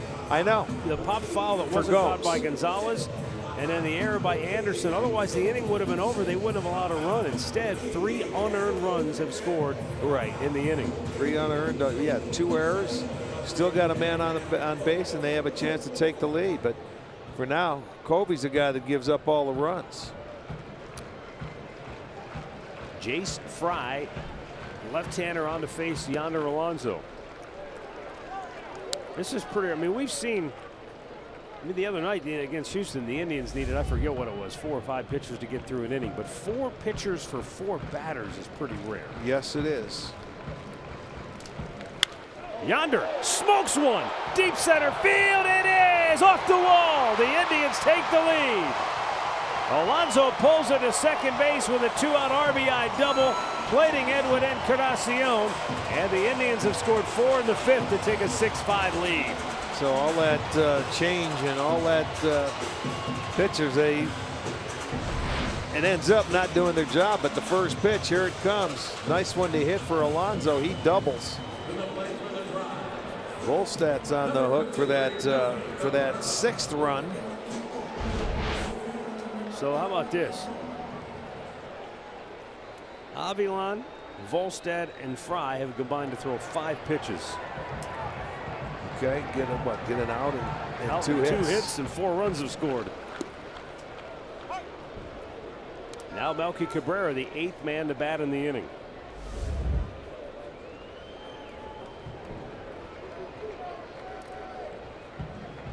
The go-ahead run charged to Chris Volstad.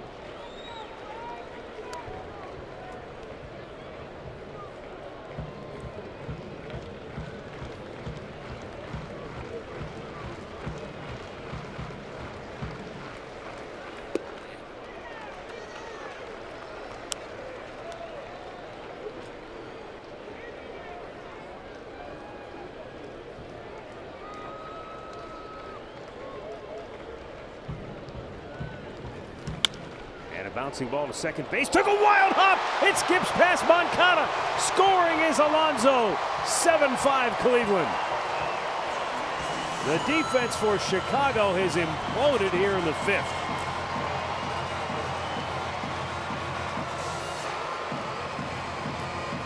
Not an easy play. But if he breaks down and gets in front of it, this probably doesn't happen. See if it hit the lip of the grass. It's tough to tell in the sunshine. I can't tell from that angle. It did, but he. I know, but you still. I know what you're saying. You got to get in front of it. You don't run in and play it from the side. It's a routine play, but that ball ate him up. Deflected off his glove. 3rd error in the inning. And those are backbreakers right there. A 5-run 5th, and the Indians have 7 on the board. And Jason Kipnis, the 9th man to bat in the inning, 0 for 2 on the day.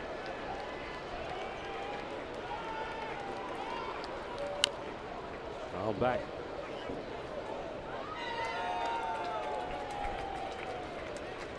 Rick Renneria going to his bullpen early and often here in the 5th inning, and it has blown up in his face.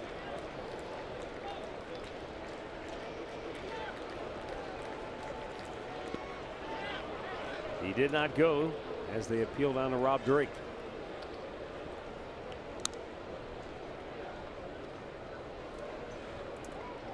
The 9th man of the inning, the hit.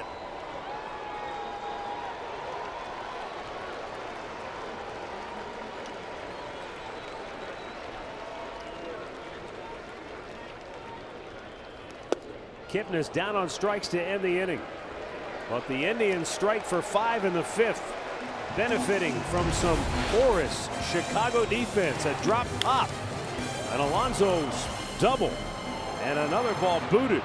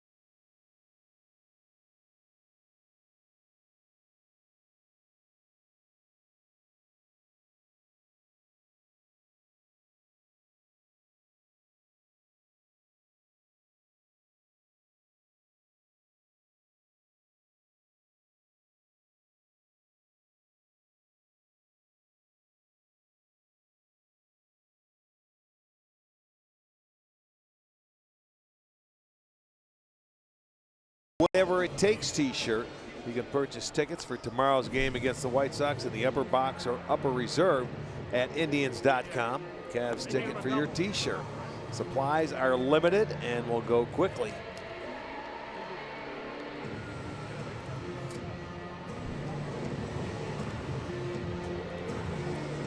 Well, the Indians go to their bullpen now as we head to the 6th inning. Adam Plitko went 5 and allowed 5 runs on 6 hits.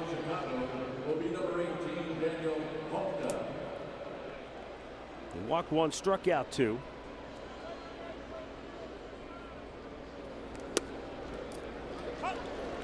We had Tyler Olson, first man out of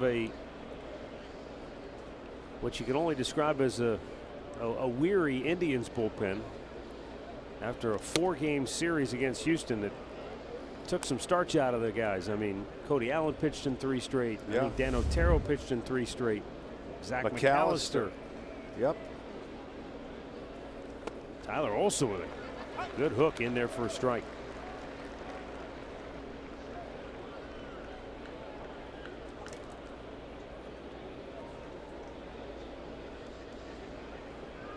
Swung on and missed. Tyler Olson strikes him out, 1 down.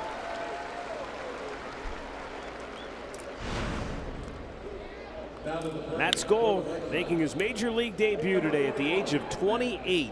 After 8 years in the minors, first pitch he saw, bang, base hit. Next time up, kaboom. A big home run. Yeah, they gave him the silent treatment. He's just happy. He's trying to say hi and give high fives to everybody. They eventually got him a few pitches later. But 2 for 2, 2 runs scored.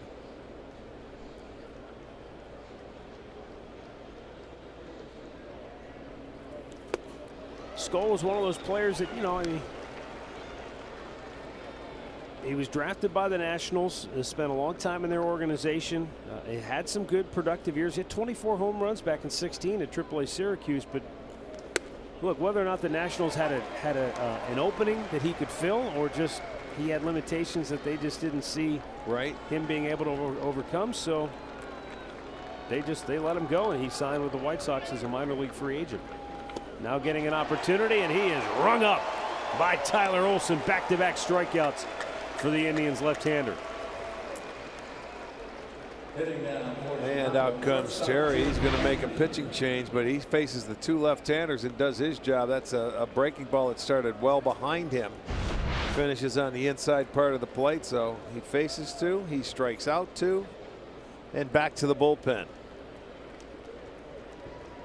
So we've got a timeout with the Indians up 7-5.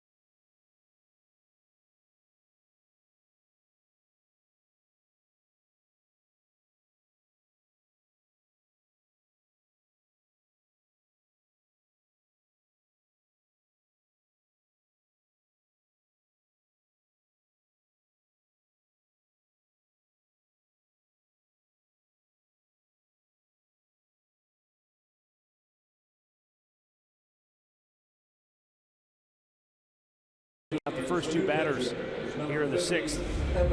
And now right-hander Evan Marshall on the pitch for the Indians.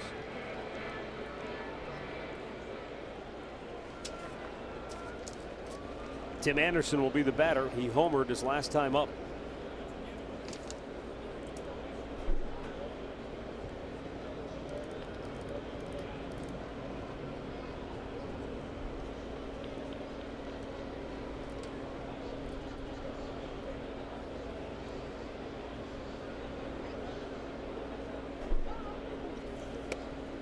And a good breaking ball in there for a strike.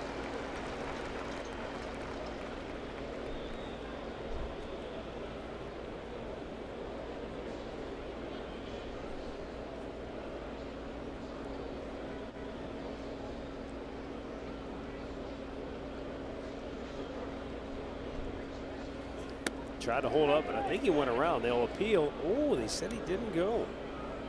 Mike McClinsky. 1-1 to count. Take another look here. It was close. But yes, it was.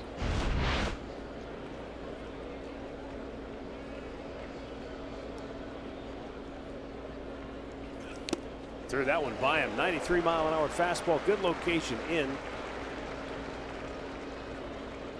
And the count 1-2.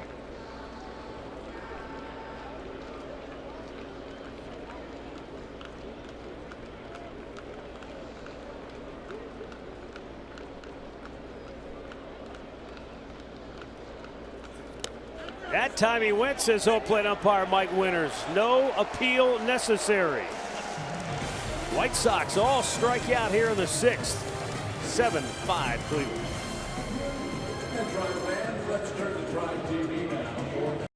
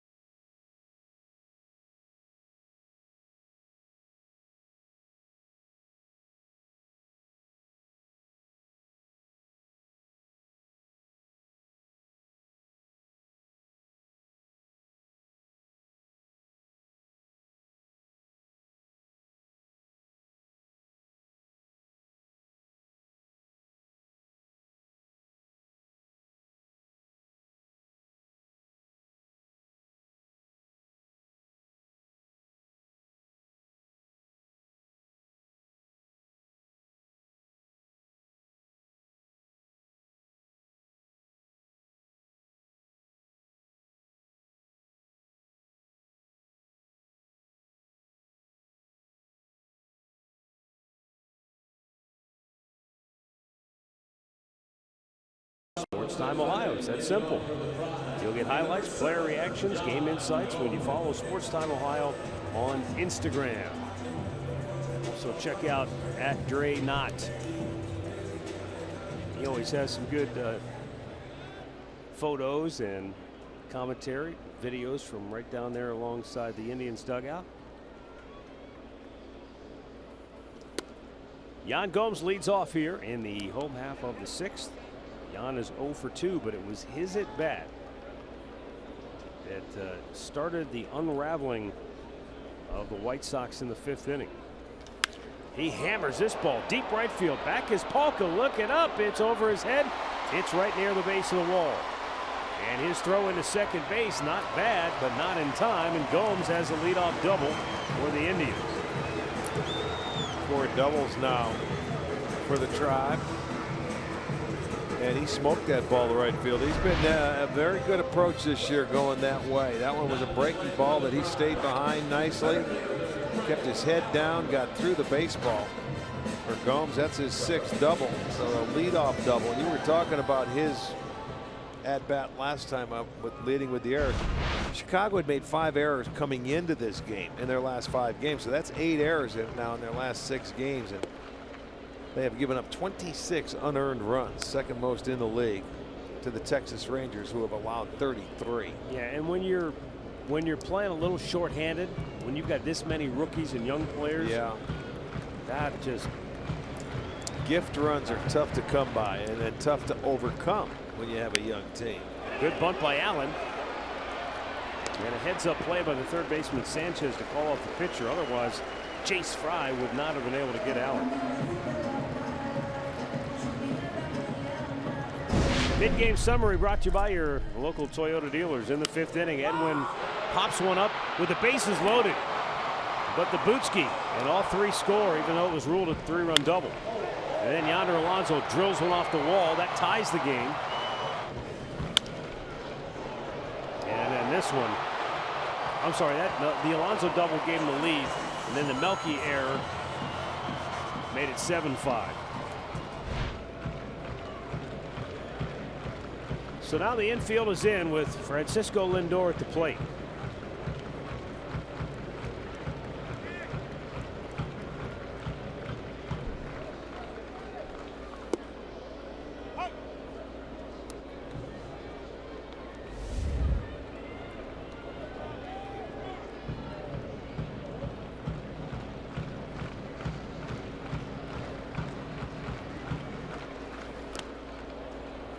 A swing and a miss, and it did get away, and he caught a break because I think did it hit the Gonzalez or the umpire? I don't know, but it looked like a foul ball. It must have hit Gonzalez. I see him shaking his knee. I'll tell you what, I thought it was a foul ball, but it bounced. He's lazy back there behind the plate. He's not moving his body at all. He was just, trying to backhand that one. That was another wild pitch where they scored a run when Allen came back to score in that 5th inning. That will not last when you got guys throwing in the dirt. There's another one that gets away, but holding is Gomes at 3rd. He's getting a workout today, I guess in honor of the Stanley Cup playoffs starting tonight. You got to be a goalie back there now. He puts that, angles it, and it's the 2nd one that's hit his chest protector and ricocheted off. You almost have to get tall and smother it and keep it down in front of you. Get the angle where it's going downwards, not to the right or left. Well, if he were between the pipes, he's already given up a couple. I don't know if he might have to pull him. Yeah. Go the extra attacker. The 1-2. Lindor pulls it foul.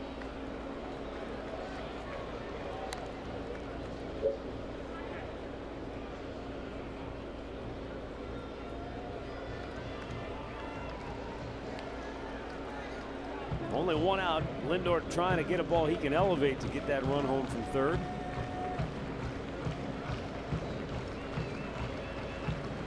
But with 2 strikes, he knows he's just got to put it in play if it's close. He does. This is slicing, and it's going to go out of play.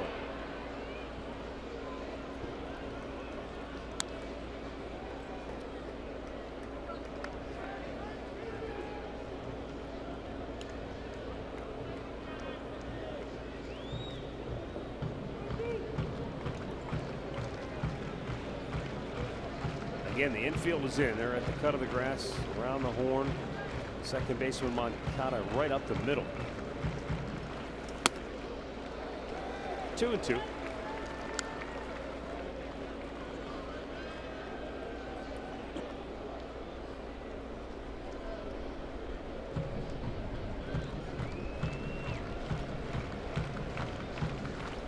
Ground ball through the right side of the infield. I mean, perfect. You talk about Pepper. He just played Pepper. That's all you have to do with the infield in, and he did a nice job on the breaking ball. It was upstairs, so anytime a ball is elevated, it's so much easier to take it the other way. And I mean, that one is just a slow curveball, and boom. Don't try to do too much. You just have to get it through the infield. He did just that. So he gets himself an RBI, a base hit, makes it 8-5 now. And when you see that gaping hole on the right side of the infield, doesn't take much, does it? Here's Michael Brantley. Yeah, single, walked and scored a run, and another this ball kid gets is by having a Gonzalez. hard time today.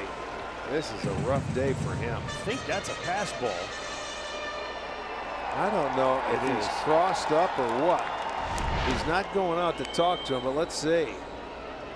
Yeah, he got handcuffed. He's having a rough afternoon. Hey, and it's not easy, folks. I don't mean to make it sound like you got to catch everything. We're used to seeing a couple guys back there that, you know, do a great job blocking balls and things like that. The ball might be moving all over the place. Brantley lifts one to left, backpedaling Tilson, now coming in to make the catch, and that's out number 2.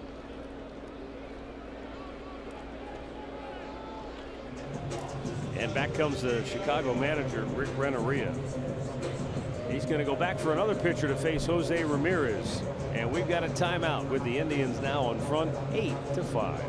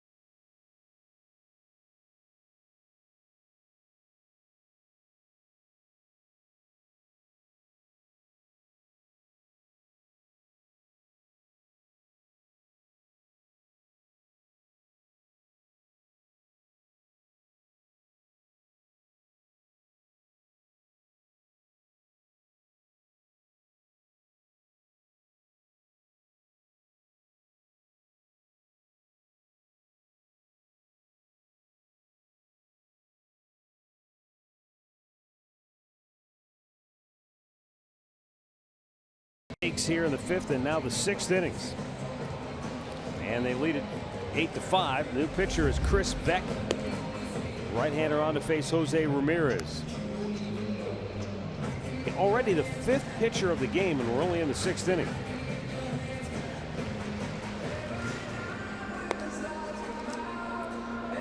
Well, Beck, he's a guy that he can give you multiple innings. He's thrown at least 3 1/3 innings in each of his last 2 outings.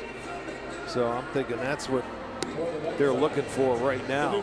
Today, the way he went through 4 pitchers and 4 hitters. And this is a Chicago bullpen that over the previous 31 games had the 2nd best ERA in the American League. But in the previous 31 games, they averaged 3 1/3 innings per outing. And he's asking him to go almost 5 innings here today. Exactly. That always catches up to you, but everybody goes through it. If your starters aren't logging you innings, it could be a tough go for the bullpen. Now Jose Ramirez with 2 down.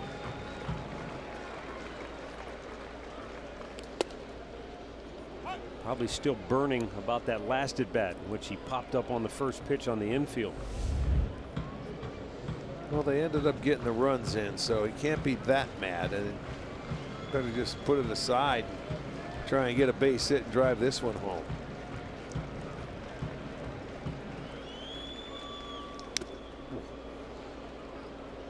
Took a healthy hack, but comes up empty. It's 0-2. Been a very good 2-out hitter with runners in scoring position. I'll say 9 for 20.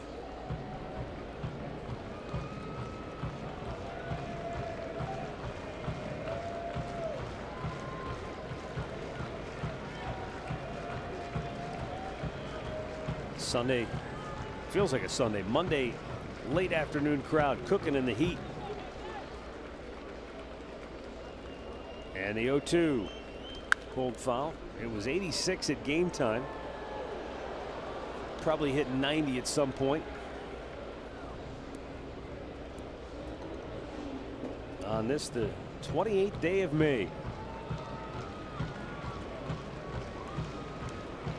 Indians in first place in the AL Central. Trying to win a series opener here against Chicago.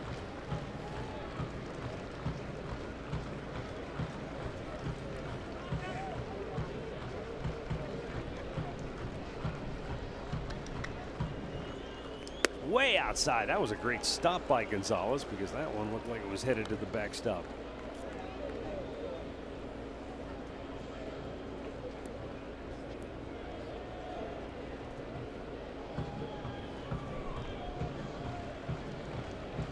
Francisco Lindor's RBI single, giving the Indians their 8th run of the game. Now Ramirez trying to knock him in. Well, the Indians have scored in 4 straight innings. And he strikes him out to end the frame. Yan Gomes starts the inning with a double. Lindor brings him home. It's 8-5 Cleveland as we head to the 7th.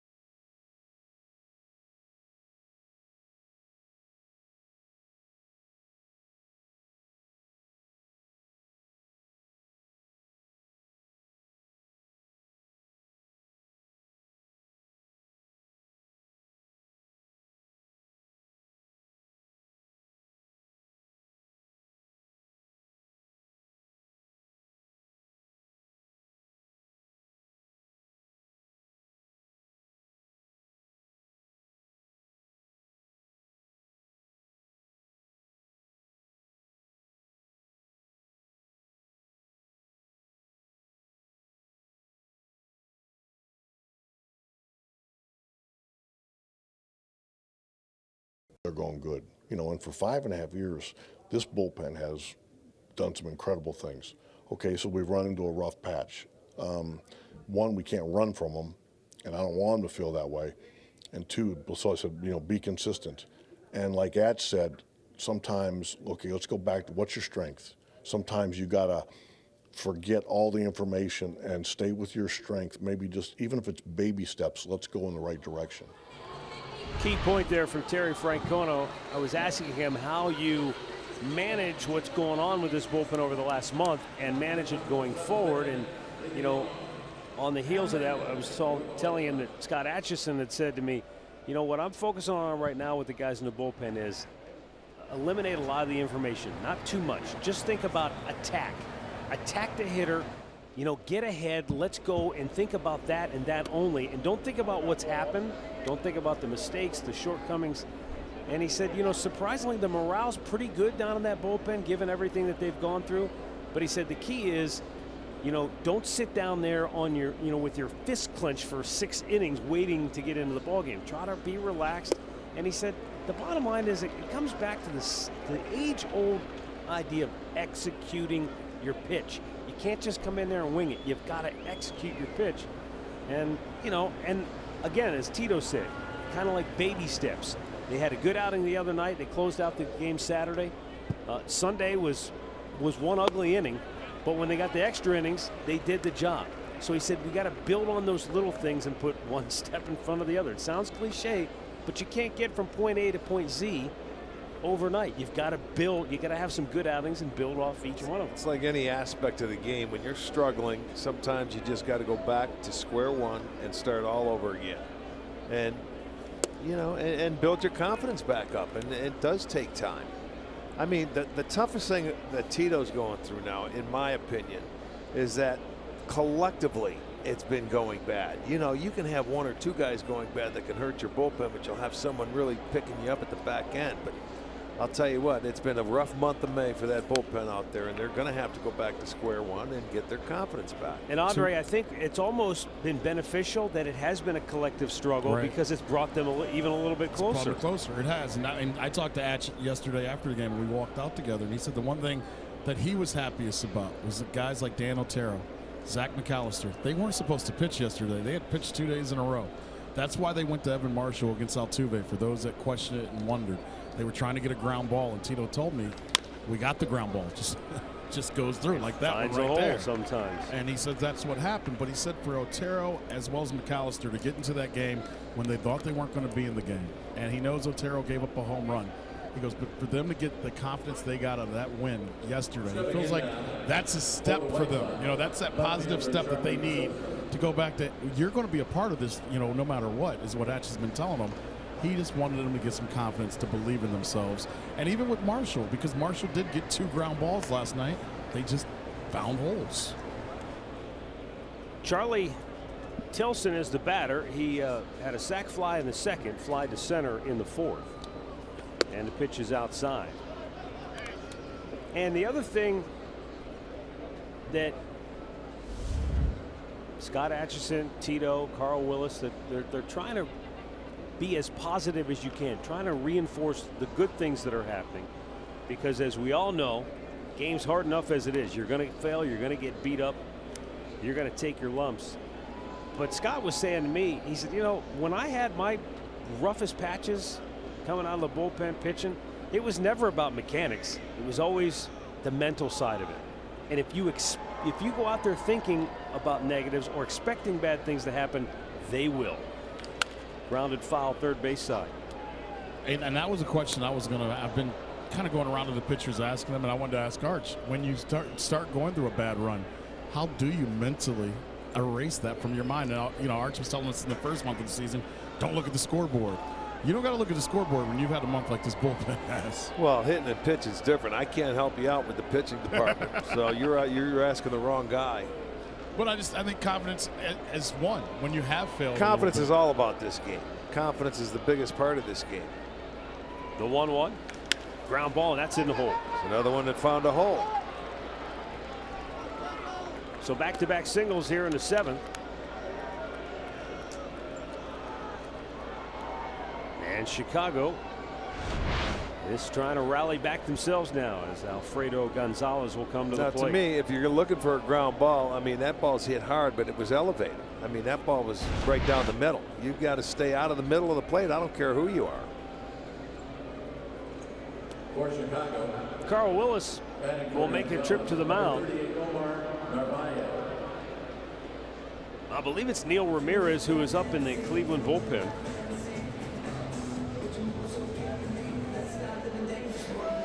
Yeah, he's one of the few that can, one of the few arms they have left out there that can pitch.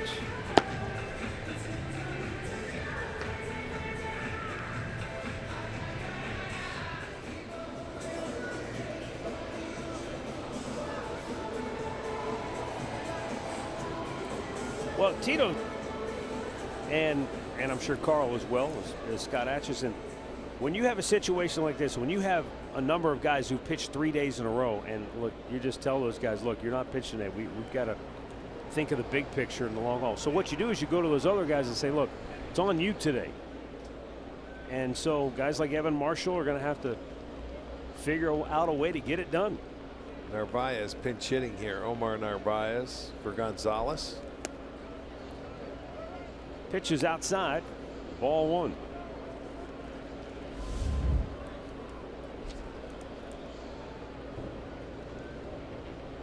For 2 as a pinch hitter this year. Overall, Narvaez is hitting just 174. Yeah, struggling this year. There's a double play ball. There's your ground ball. Lindor to Kipnis on to Alonso. 2 down. That's the one he was looking for.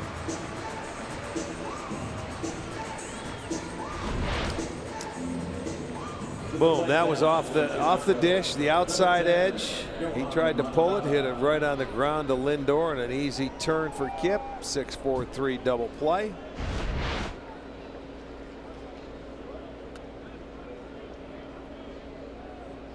Now Evan Marshall 1 out to get. Yohan Moncada is 0 for 2 as Walkden scored. He's flied out, struck out.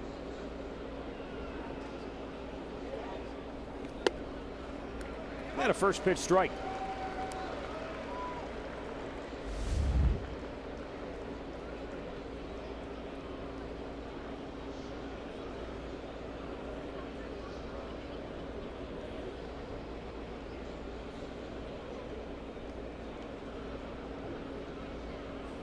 Tried to hold up, but he went around. It's 0-2.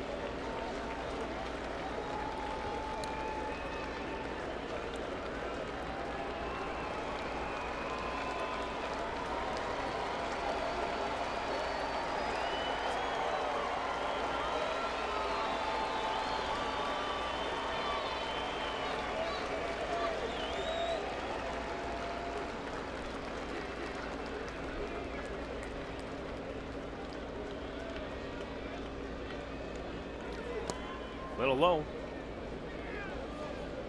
1 ball, 2 strikes.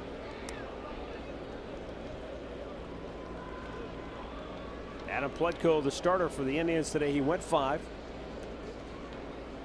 He allowed 5 runs on 6 hits, back-to-back homers in the 4th.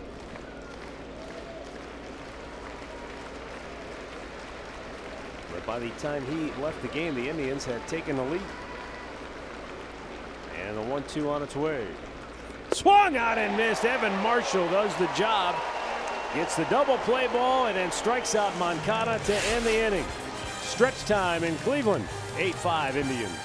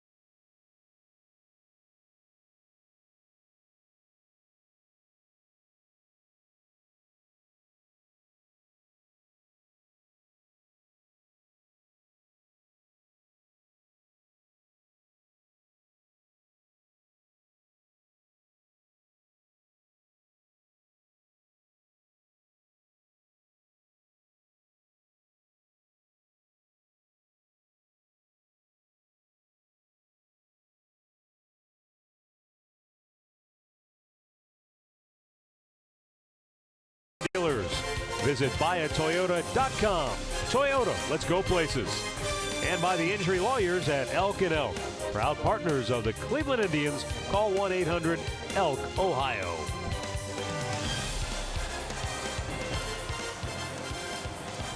Eight-5 Indians, bottom of the 7th inning coming up.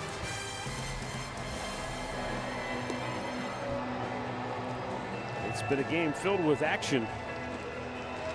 At times it's been a little sloppy, but right now the Indians hold an 8-5 lead. To this point in the game, the Pat O'Brien Chevrolet play of the afternoon is this one. Bases loaded, pop up. Yeah, 3 runs are going to score. No question. That 5-run inning. Defensively, the White Sox certainly helped out the Indians. They took advantage of it. A ball that probably should have been caught. That ended up driving in 3. They added 1 more after that. So very, very big turning point in this ball game. And the key there is that there were 2 outs, so everybody was running anyway. Right. And that was what, the 4th guy, the 4th different pitcher for the 4th different hitter. Yes.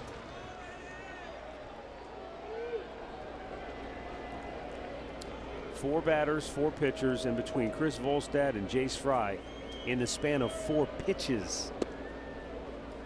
The Indians scored 4 runs. And that's the difference right now.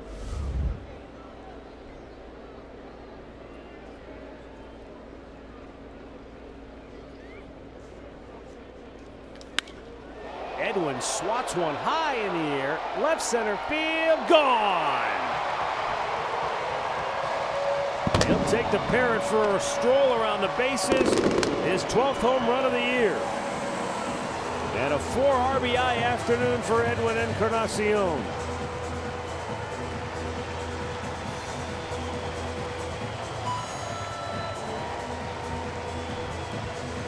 First home run of the afternoon for the Tribe. 76 on the year, and number 12 for Edwin. Fastball that leaked in down and into the plate. And he hit that ball hard. Into the bleachers. 9-5 ball game.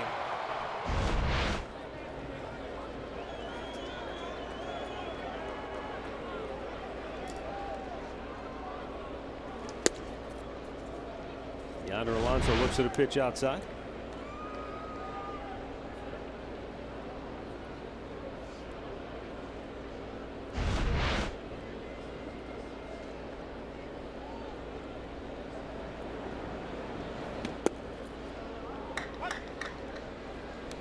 Chris Beck was originally drafted by the Indians out of high school in '09. But he passed up their offer and went to Georgia Southern.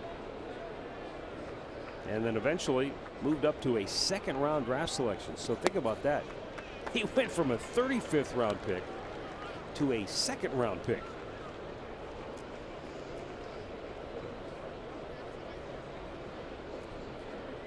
Last year pitched in a career high 57 games for Chicago, but he had some rough times along the way, posting an ERA of 6.40.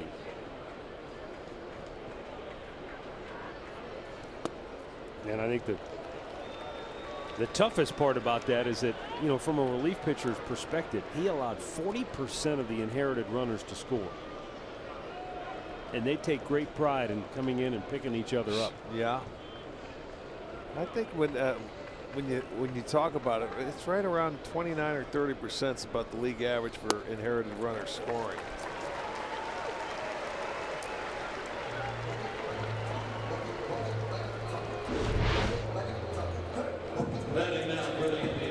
.106 miles an hour off the bat, just over 400 feet.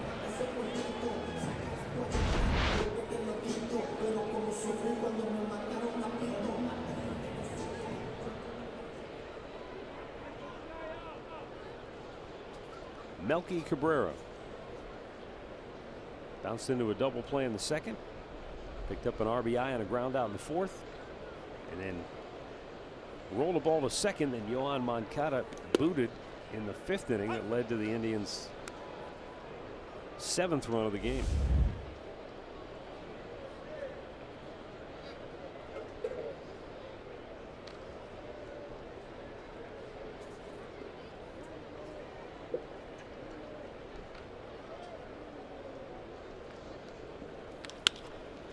right at him.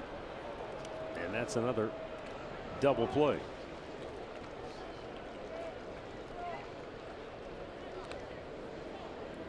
Second one turned by the White Sox today. No, the third, as a matter of fact. 2 by the Cabrera. And they turn the one with Michael Brantley.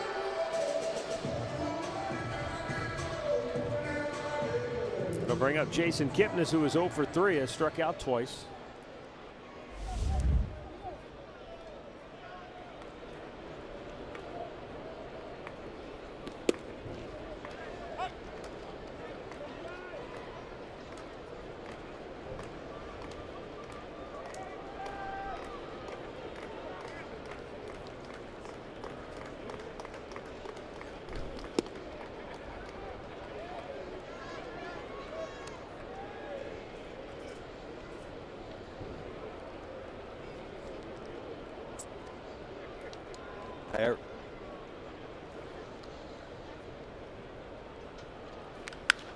There's a high fly ball, left center field.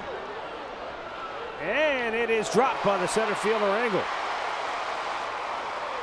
Kipnis pulls into second base. I believe that'll go for a double because he had a long run to get there. Yeah. And there was near collision. It's one of those in-betweeners, you know, that, you know, the center fielder, if you get there, you've got to take it and run through it. Tilson's lucky he didn't get hurt on this, Arch. I know. Look, watch. He's calling for it. Angle. He can run. He gets there, but he, you know, you feel it, you sense it. That's what you get when you have a new team playing together. Tilson, you got to watch before you go, you know, trying to run and catch that ball, and you got to peek before the center fielder gets over there. You got to learn to do that. And this is all part of, you know, developing young talent. You have to be patient. That's a ball that should have been caught. Although I'm glad it wasn't for Jason Kipnis. He gets the double. But you see in between, you know, not knowing, not playing next to these guys for any period of time, certainly I'm sure has an impact on what's going on.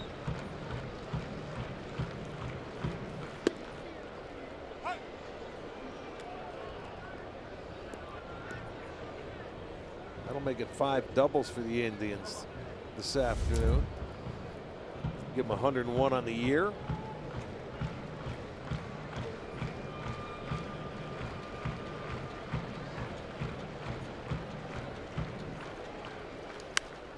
Out of play.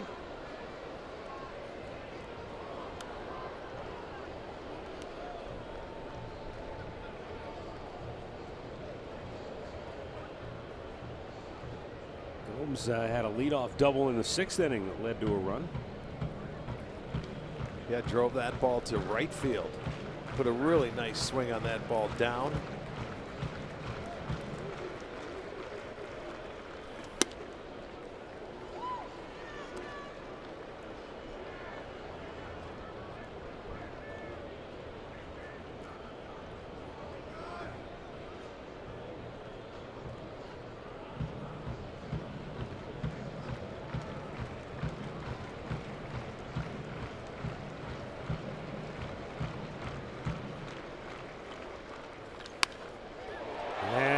A foul ball. No, he caught it. I'm sorry. He grabbed onto it. That's going to end the inning. But Edwin Encarnacion smokes one to the bleachers to extend the Indians' lead to 9-5.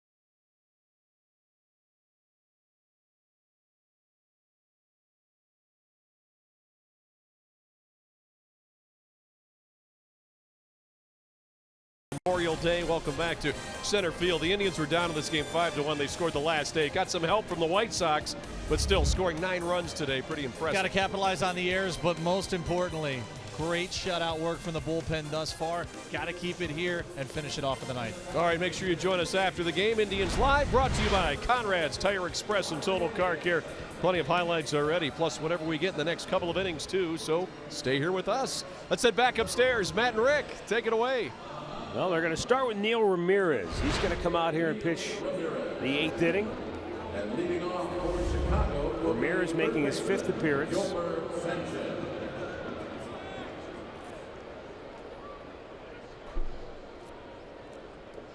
He's got Yomer Sanchez, Jose Abreu, and Daniel Palka due up. Sanchez 1 for 3 with a single.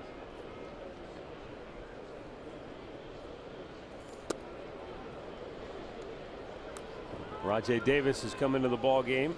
He's in center field, and Greg Allen moves to right.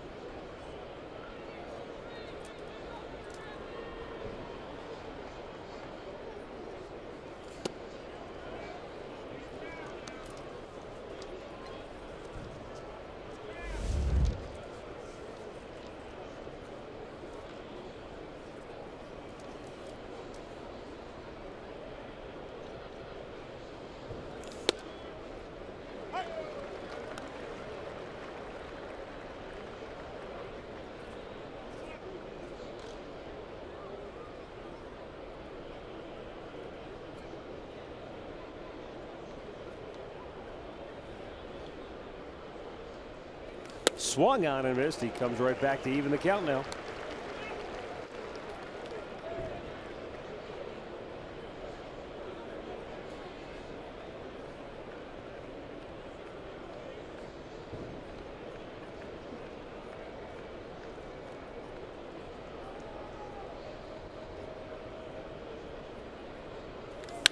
That's smoked to right, and Greg Allen will play it on a hop.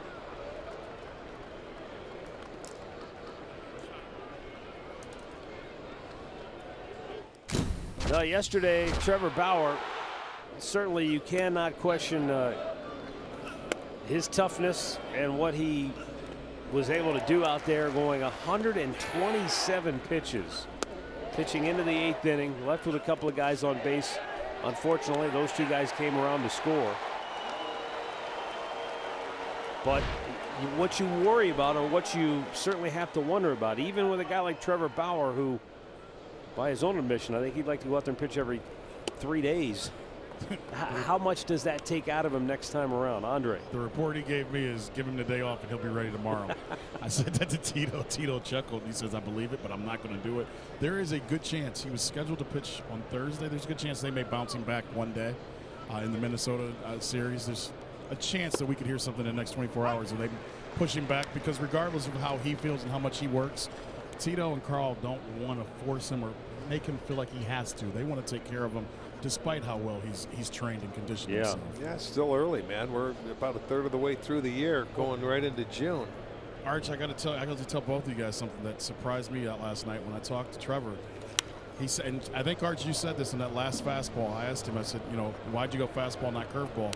He said, I was tired. He goes, for the first time, my legs were feeling it, and I felt like I could give everything I could on the fastball, and I didn't want to hang a curveball. Yeah. That's why. Remember that last fastball? It's like 95 miles an hour. Yeah. Was outside. Yep. He said he knew that, you know, if he let that guy on, he was out. He said he just didn't want to hang a curveball. That's all he had in the tank. He was on empty, man. He was. I'll tell you what, though, it doesn't matter. He got out of that 1 inning where he struck out the one guy and got out. Got him looking. Neil Ramirez gets a huge strikeout of Jose Abreu, and there's 1 down in the 8th. Well, I mean, we mentioned it yesterday, 127 pitches. Some people may say, well, what does that, you know, what kind of context is that in? What does that mean? Well, it's the most by any Indians pitcher in 6 years. And it's tied for the most of anybody in the majors this year, Tyson Ross. But I think he was flirting with a no-hitter when he did it. Yeah. You know, 120, it doesn't happen like that anymore. They're conditioned to about 110. He was leading the league with averaging 107 pitches per start. leading, you know, the league. So he went 20 past that. It's crazy nowadays. If you get to 110, that's a rarity. If you get into the teens, you don't see it often. 120s, And I think because of that, that's why they're going to want to give him a day or two I more. don't blame him. I would. Dave would probably do him very well. You know, you can say whatever you want, but you'll have to wait and see in his next outing. But man, he gritted. It was a start he was looking forward to for a long time, I'm sure. Neil Ramirez shoots a strike in there. It's 2-1.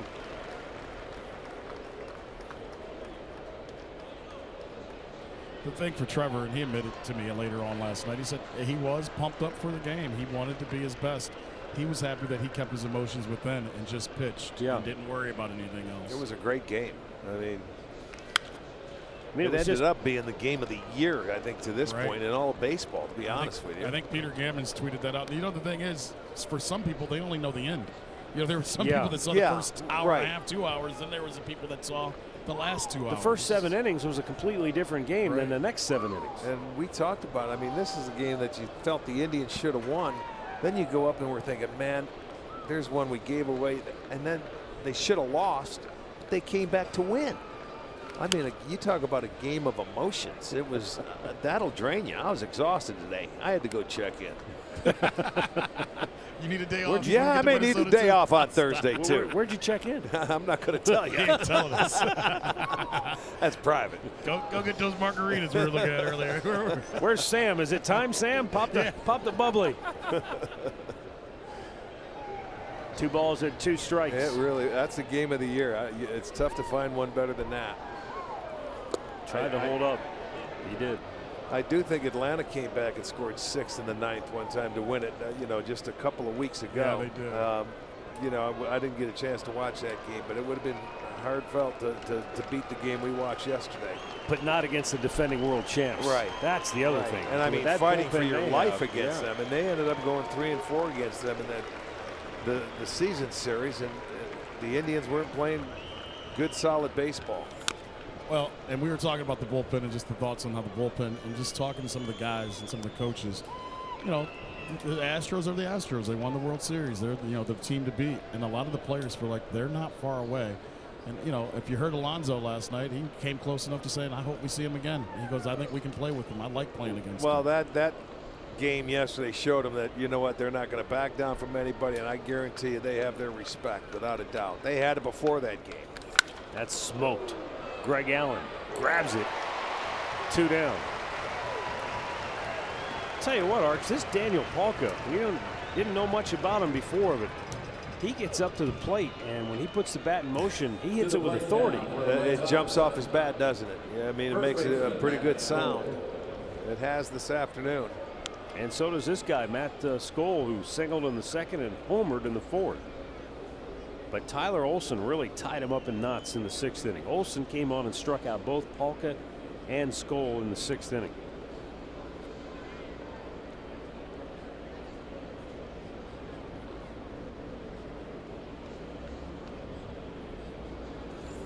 Upstairs with it, ball 1.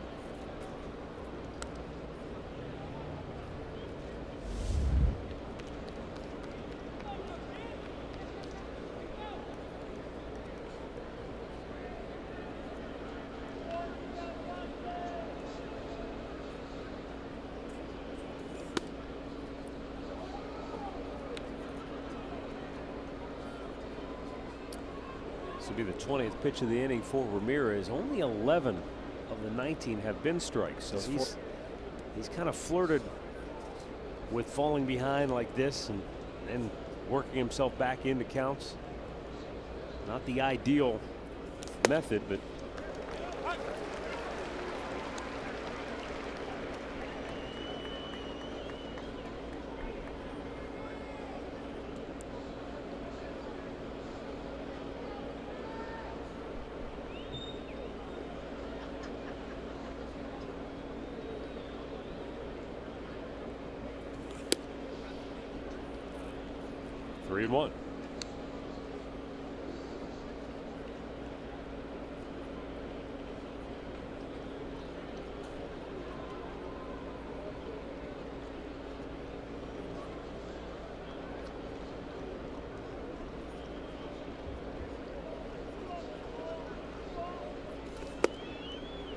there's ball 4.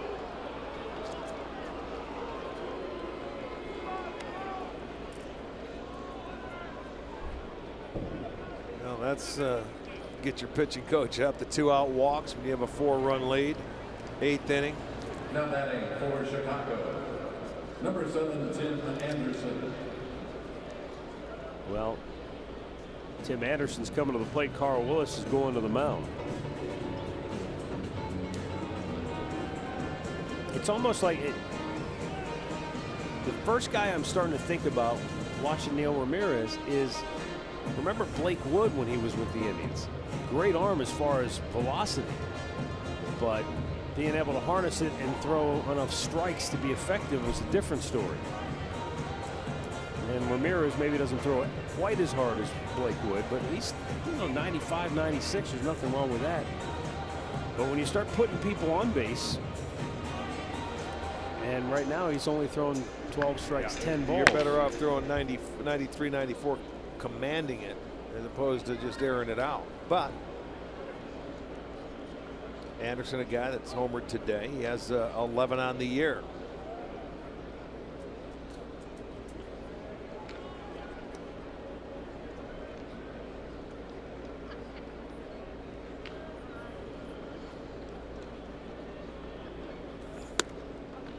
Up high, ball 1.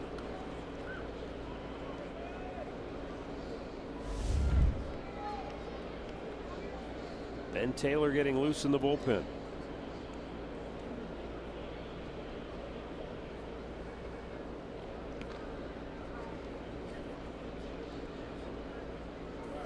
And there's the strike to even the count. Just slowed him down a little bit. Came with an off-speed pitch. Slider. Sometimes that can get you back on track. Well, it looks like, to me, Anderson likes the ball away. He hits from that little crouch, and he goes out there, and it looks like he has a tough time getting to the ball inside. He backed off that breaking ball. Pulls that to third. Ramirez will go to the bag himself and end the inning. White Sox strand a pair. Bottom of the 8th coming up, 9-5 Cleveland.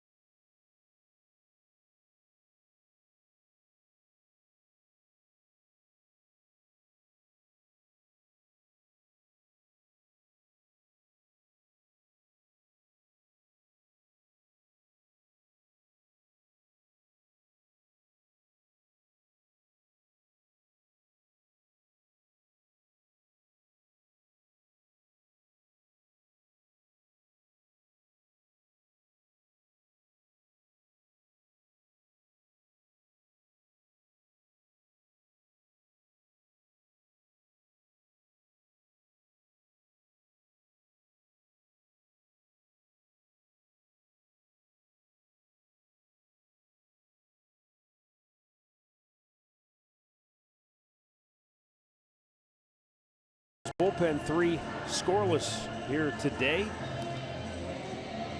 And over the last 9 innings, only 1 run allowed. So they're, again, what we talked about before, just little baby steps, little incremental increases, trying to build on the positives. And only 1 home run today for the Indians. That was a solo shot by Edwin in the 7th. The Indians stringing the hits together and taking advantage of mistakes. And I always feel like, to me, that's the mark of a good team.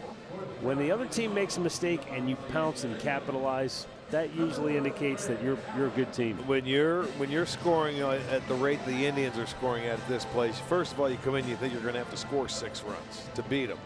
And you don't want to make any mistakes, because if you give a good offense an opportunity, you really don't have a chance. And 3 errors, 2 wild pitches, and a pass ball. And 5 innings in a row the Indians have scored, but they put that big crooked number up in the 5th inning when they made all 3 errors.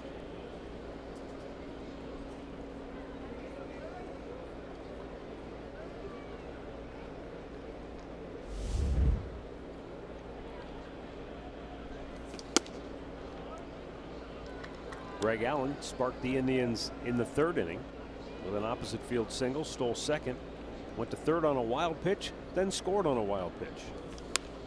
That was their first run of the game.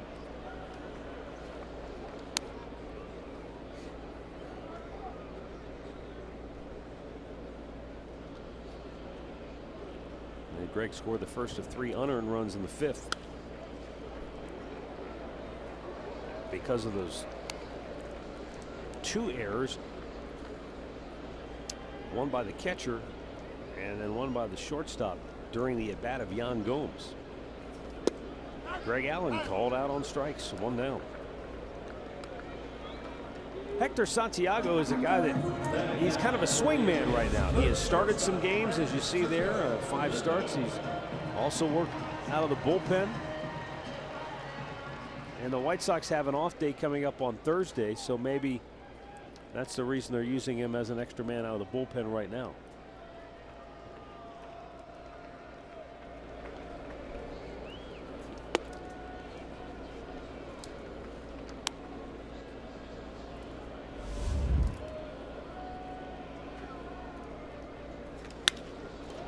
Between 3rd and short, and by a diving Yolmer Sanchez.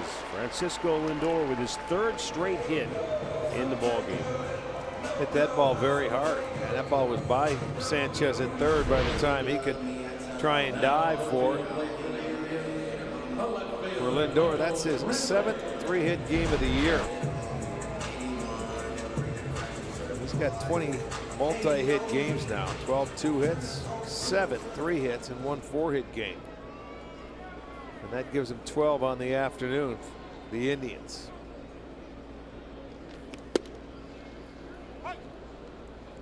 And therefore, no surprise to know that he's among the top 10 in hits in the American League and moving up the ladder.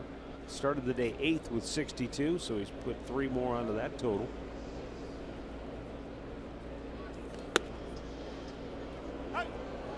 Michael Brantley singled his first time up, extending his hitting streak to 17 games.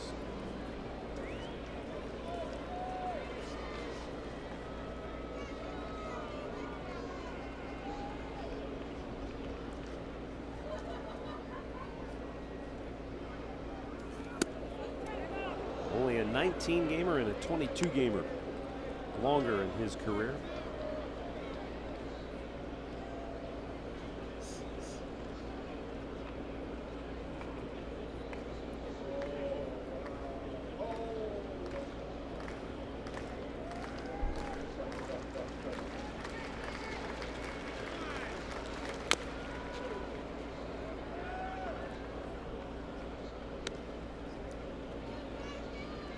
Houston went to New York, beat the Yankees 5-1. Red Sox beat the Blue Jays, so Boston leads New York by 2 games in the East. And it looks like it's going to be a 2-team race. Tampa Bay began the day 10 back, Toronto 11 back, Baltimore in last place 19 out. Brantley chops one to second. Moncada to Anderson for 1 back to first. It's an inning-ending double play. We'll go to the 9th. 9-5 Cleveland.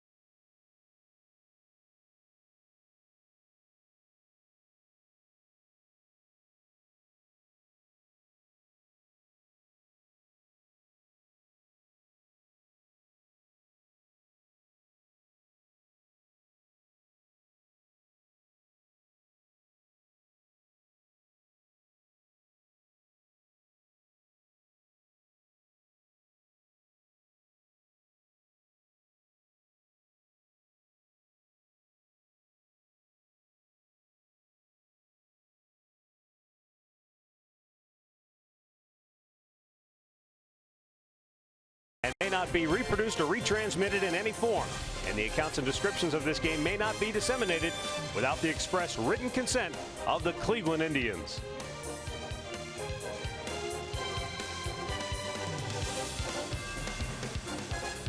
A beautiful warm day here at the ballpark in Cleveland. The Indians up 9-5, ninth inning. And Ben Taylor will come on to try to finish this game off for the Indians. Taylor was working as a closer at AAA Columbus. He had 5 saves. And a 3.63 ERA and 15 appearances for the Clippers. Indians got him from Boston back on February the 25th.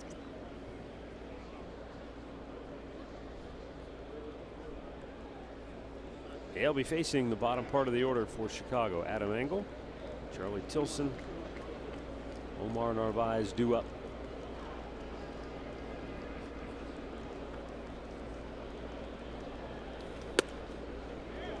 And Engel takes a strike. He tripled in a run and scored in the second, singled in the 7th inning.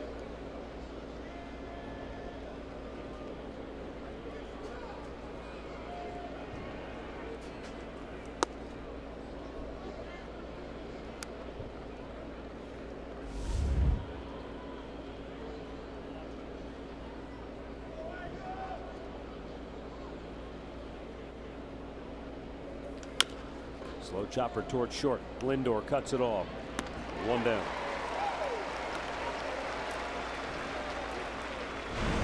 Adam Plutko went 5 innings, and Arch then Tito went to the bullpen. Well, yeah, and then they came in, and that's what they needed. They had to get out there and get their feet wet. A nice double play ball to get yourself out of an inning and get some outs and put some zeros on the board and get a feel out there and get a little confidence. Ramirez went out there. Taylor trying to get the final 2 outs. Charlie Tilson takes a strike.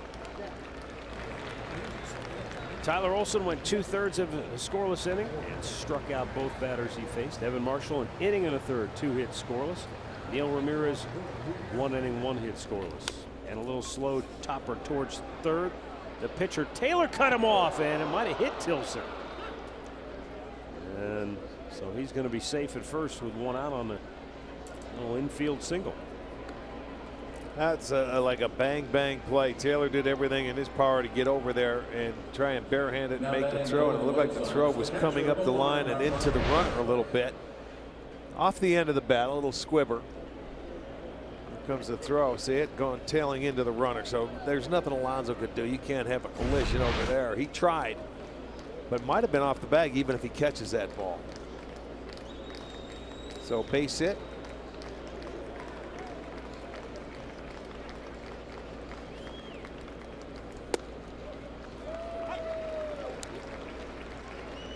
Omar Narvaez grounded into a double play. His only time up in the 7th as a pinch hitter.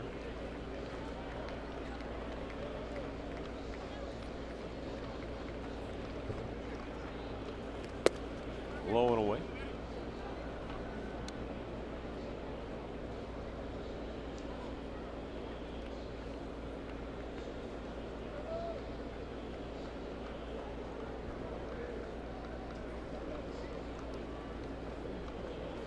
Swung on and missed. 94-mile-an-hour fastball, but he could not connect.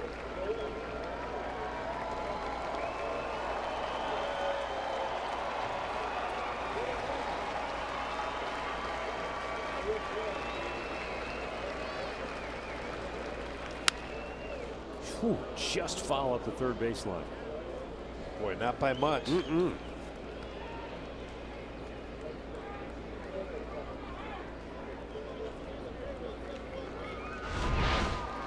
Watch it. Look at that little slice right at the end. Rob Drake had a really good look at it.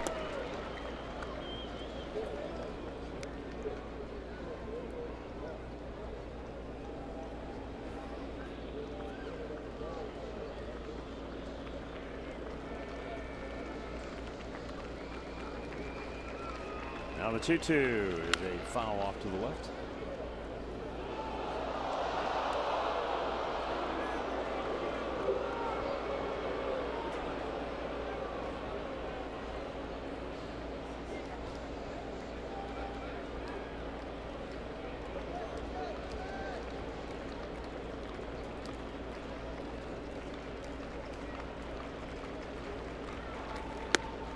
Fastball runs up and away.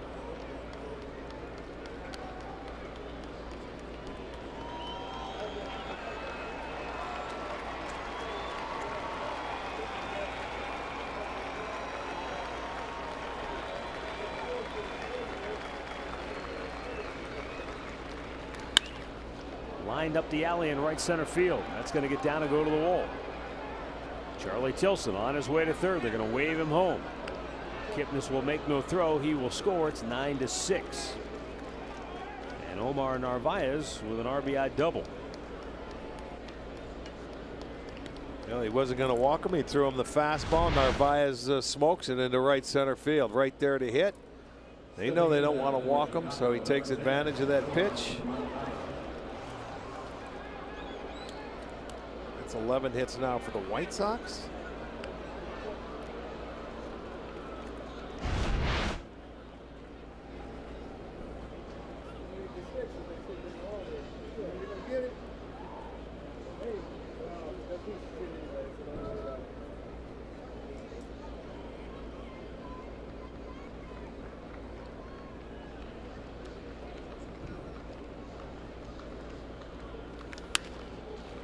Now Yohan Moncada takes a healthy hack, fouling it out of play.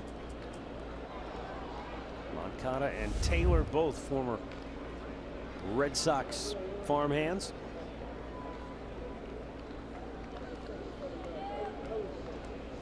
Red Sox made Ben Taylor a 7th round pick out of South Alabama just 3 summers ago. I mean, he's been to some of the most unbelievably named schools ever. Ben Taylor graduated high school from Brubaker Technology Magnet High. Swung out and missed. He struck him out. 2 down. Then he went on to Chattahoochee Valley Community College in Phoenix City, Alabama, before spending 2 years at South Alabama University, where the Red Sox made him a 7th round pick. Yolmer Sanchez.